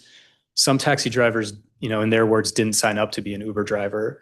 And so if you are used to whatever, in 2015, if I did that trip then, same pickup and drop off location, I would have gotten $20, and now this offer, it's only giving me $7. You can see how that could be, a rude awakening, but it's still a trip. If your alternative is that there are no trips otherwise, it's nice to have the option, I think. It's a different feel to it, right? Like doing 6 trips an hour because they're coming in from rideshare companies through your meter. It's higher volume. Maybe you're getting less per trip, but they're adding up versus maybe what you've been used to as a traditional taxi driver. So it's only going that one way direction. We're not giving away taxi service to Uber and Lyft. Like, that's not allowed. The taxis are the only ones who can do the street hails. But some of the taxi companies even have their own digital dispatch app, like an e-hail app. There are pros and cons with doing that. Like, I think some of the questions you've asked are getting toward, like, wouldn't it be more convenient for passengers and, like, generate more business if there's a one-stop shop kind of, and that's kind of the curb approach, working with multiple companies, but some do want to have their own in-house app. So they're allowed to do that. But again, I'm trying to get to my point of, like, all these things are kind of blurring together, I think, in a good way, when it means more opportunities for drivers. I think any of these drivers here should have a seamless way of saying, right now I can make more money doing food and parcel delivery. Right now I can make more money doing just taxi service. Right now there's more, the surge pricing, I can make more money as an Uber or Lyft driver. I think you should be able to have all of those at your disposal. And technically a taxi driver does. But I just think it's another thing that would be easier if all of this was more unified. If you're an Uber driver and you want to drive a taxi today, you got to go get that color scheme and paint job on your vehicle. You need a dome light, you need a Face ID. So it's hard to explain why some requirements apply here and some apply here, and how that affects companies, businesses, and passengers. Well, that's a hot topic.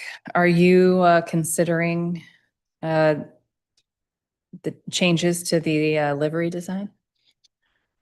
Yes, I am. There's always, like, two sides to everything, I guess. And so we hear from some drivers who feel like, same with the sort of level of the Face ID background checks, like, no, that actually helps me because that gives customers confidence. It helps differentiate me from, someone who is unregistered or is, like, posing as a taxi cab, something like that. But mostly I hear that it's a big expensive burden for people and it doesn't really benefit the customer. We're in 2026 now. Ride sharing's been here. People are willing to get in a vehicle based on a name they can see on the app, or potentially it could be on the dome light of a taxi. I don't think the color scheme really brings, like, the security or, like, reassurance that maybe it used to. And you can pick almost any city other than New York and Manhattan that the taxis don't have a color scheme. Like, there used to be an emblem. Like, I think something like that lowers the barrier to entry for drivers. There's even an environmental impact of, like, the paint shops they have to go to like, sand off the existing color or even update the paint, the color scheme. Sometimes drivers fail that when they go to their DMV inspection. It's definitely not an expense we want the taxi industry to try to bear right now, because they're struggling. And I feel like, we need to really interrogate the benefit of the color scheme. But there are people who are used to it, rely on it, and appreciate the differentiation too. So there's two sides to the argument, but I do think it's one of those things that would make it easier for attracting new wave drivers, for example. Like we are contemplating both for EVs and wheelchair vehicles, because we've been told by taxi companies. I have a guy in a Tesla who wants, if I could just put that dome light on the roof, it's magnetic now, you don't have to drill holes. He would drive his EV as a taxi, but he doesn't want to paint it red and silver. Yeah. And same for a wave driver. Like if there are plenty of waves out there that are doing, Medicaid type work, all kinds of government contracts, but they're not painted like a taxi. So is that one less thing we could remove to help get more wave vehicles out there? Are you continuing to give grants for the new taxi cab roof lights?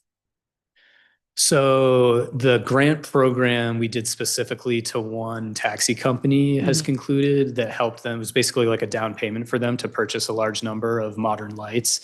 That's concluded, but we're still very much supporting that initiative. And we have big plans to kind of make it even more self-sustaining without public dollars.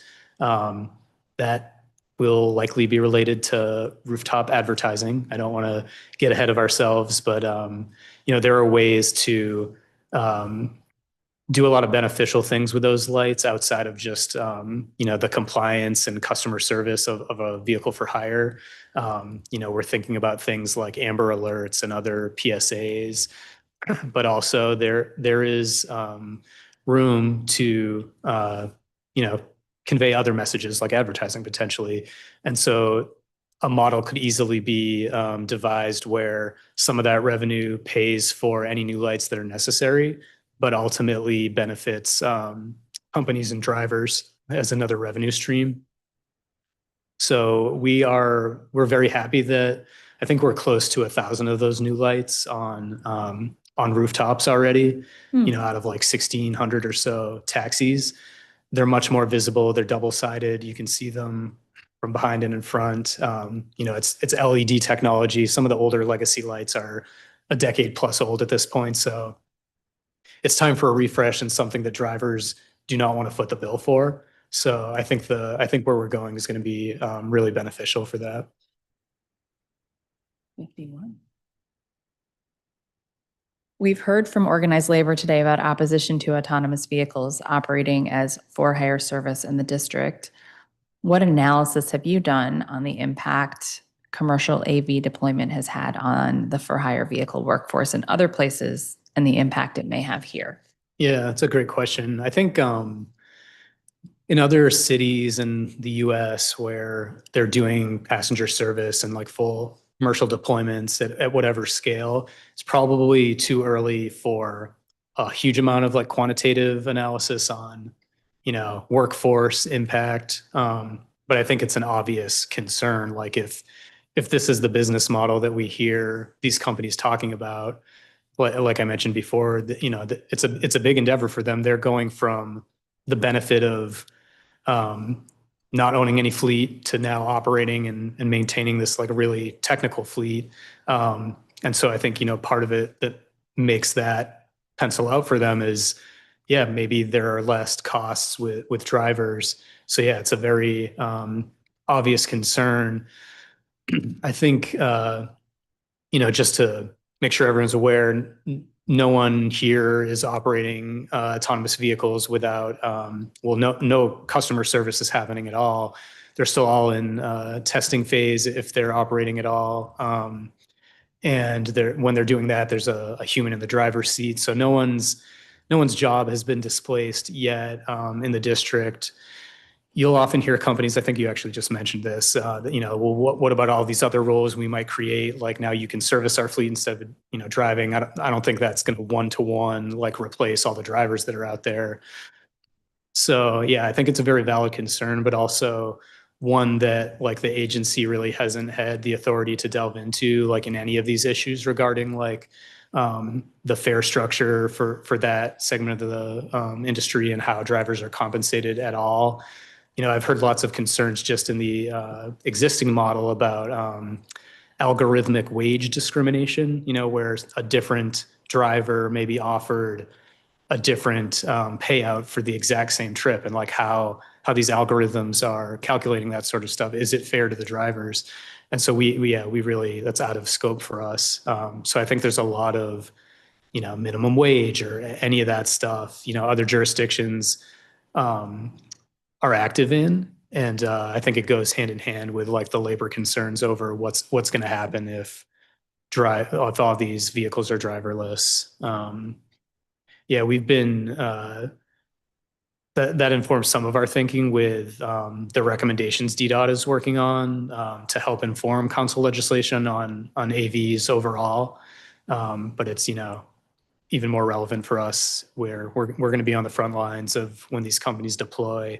And I think there's just a lot of things. We sort of have another bite at the apple where if there are bad things we should prohibit when it comes to for hire driverless, like robotaxi, whatever you want to call it. We have the opportunity to think about those and encourage the good things we want to see, because there's a whole slew of considerations that, like you just mentioned, that they're not really at play in the status quo with a human driver employed to do this stuff. But if you take that out of the equation, there could be all kinds of negative externalities that autonomous operation brings with it if we don't put the guardrails there. So, Well, do you think there is a role for AVs in our current for hire industry, or are there gaps in service they might be better equipped to fill? there could be. There's potential. I mean, I've heard more than once from the Mac and Kelly Mac, no relation, that they have high hopes that that will improve accessible service and wheelchair accessible vehicles. We only know of a company called May Mobility that even has a vehicle like prototyped that is wheelchair accessible. So, that obviously wasn't a priority for most of these companies at any time in the past. I think the Zoox, Amazon's company, they have one model. It's not testing here, but people call it the toaster. It kind of looks like a toaster on wheels. Vehicles more like that are like, they're not a retrofitted car with a steering wheel. Those probably have more potential for wave service. So that's something I'm hopeful. Like, could you help us solve this problem finally? How does it work with like securement though? Exactly. Good question. How does it work with curbside pickup? Yeah. Like we've done demo rides with a member from our accessibility advisory council who has a service animal, and literally in the demo ride with government officials and an advocate for accessibility, the vehicle can't pull to the curbside. So this is just somebody with like a visual impairment. It's like, oh, so she's supposed to go in the travel lane now. Like the vehicle stopped, but it's not, the ideal way we would all hope any pickup drop off would happen. Like I said, that's the case for vehicles with a driver today too. Like they can't pull at the curb, but with an autonomous vehicles, it's way more of an issue. Same for drop off, when someone who, can't see perfectly where they're being dropped off, they know what address they requested, but if the vehicle can't legally pull over there, it won't. So now Right. are you dropping someone off somewhere they don't know Yeah. where they are? So yeah, there are a lot of questions of how would this really work? I think the companies, when they hear comments like, hey, don't let them do any testing or don't let them get to full deployment unless they have accessibility options, Yeah. they'll say, well, that's going to prevent us from doing anything. And we can't, we have to like build up to that. So we've heard that before. So, yeah, I think there are areas like that they could benefit, but will they is the question. Like, how can we incentivize them to? How can we compel them to? There's no Uber branded WAV that I know, or Wave, on the street today, and so why would there be an accessible one when it's autonomous in the future? Like, I think we have to prioritize those things, and it's not something the industry has done. Like I said, like the taxi companies have made the best effort of it thus far. I could get you the numbers, but okay, they do 5% of all for hire trips. They do more total wave trips than Uber does.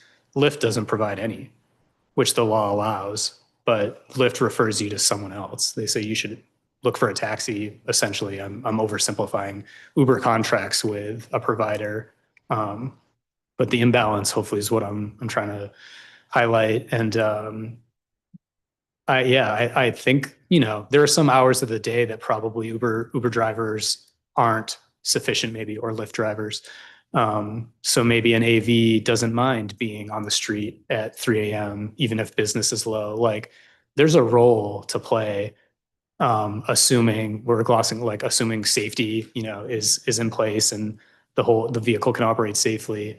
There's probably service that can be provided that might be lacking today. But I think that's why as the district overall has sort of taken like a measured approach in saying like, what problem are you trying to solve? We're not trying to be on the bleeding edge and see the issues we have seen in some other cities where they're definitely ironing out some kinks. So I think that's why we're in the place we are, and still, DDOT is providing those recommendations to council, I know, with help from partners like us, so that we land in the right place, I think. Because we're not trying to, we don't want it to be a trendy, new technology or a fad that I think I heard some of the witnesses testify. It should be benefiting our transportation system, especially if, there's a trade-off with labor and, the current employment opportunities people have today. Okay. Well, thank you. Yeah, thank you. This concludes today's performance oversight hearing. For those who plan on submitting written testimony for the record, please do so by going to the council hearing management system at lims.dccouncil.gov/hearings. The record will close on Friday, February 20th at 5:30 p.m. I'd like to take a moment to remind folks that the Committee on Public Works and Operations will be holding more performance oversight hearings over the coming weeks. Please visit the council hearing management system for our performance oversight schedule and to sign up to testify. The time is 12:46 p.m. and this hearing is adjourned.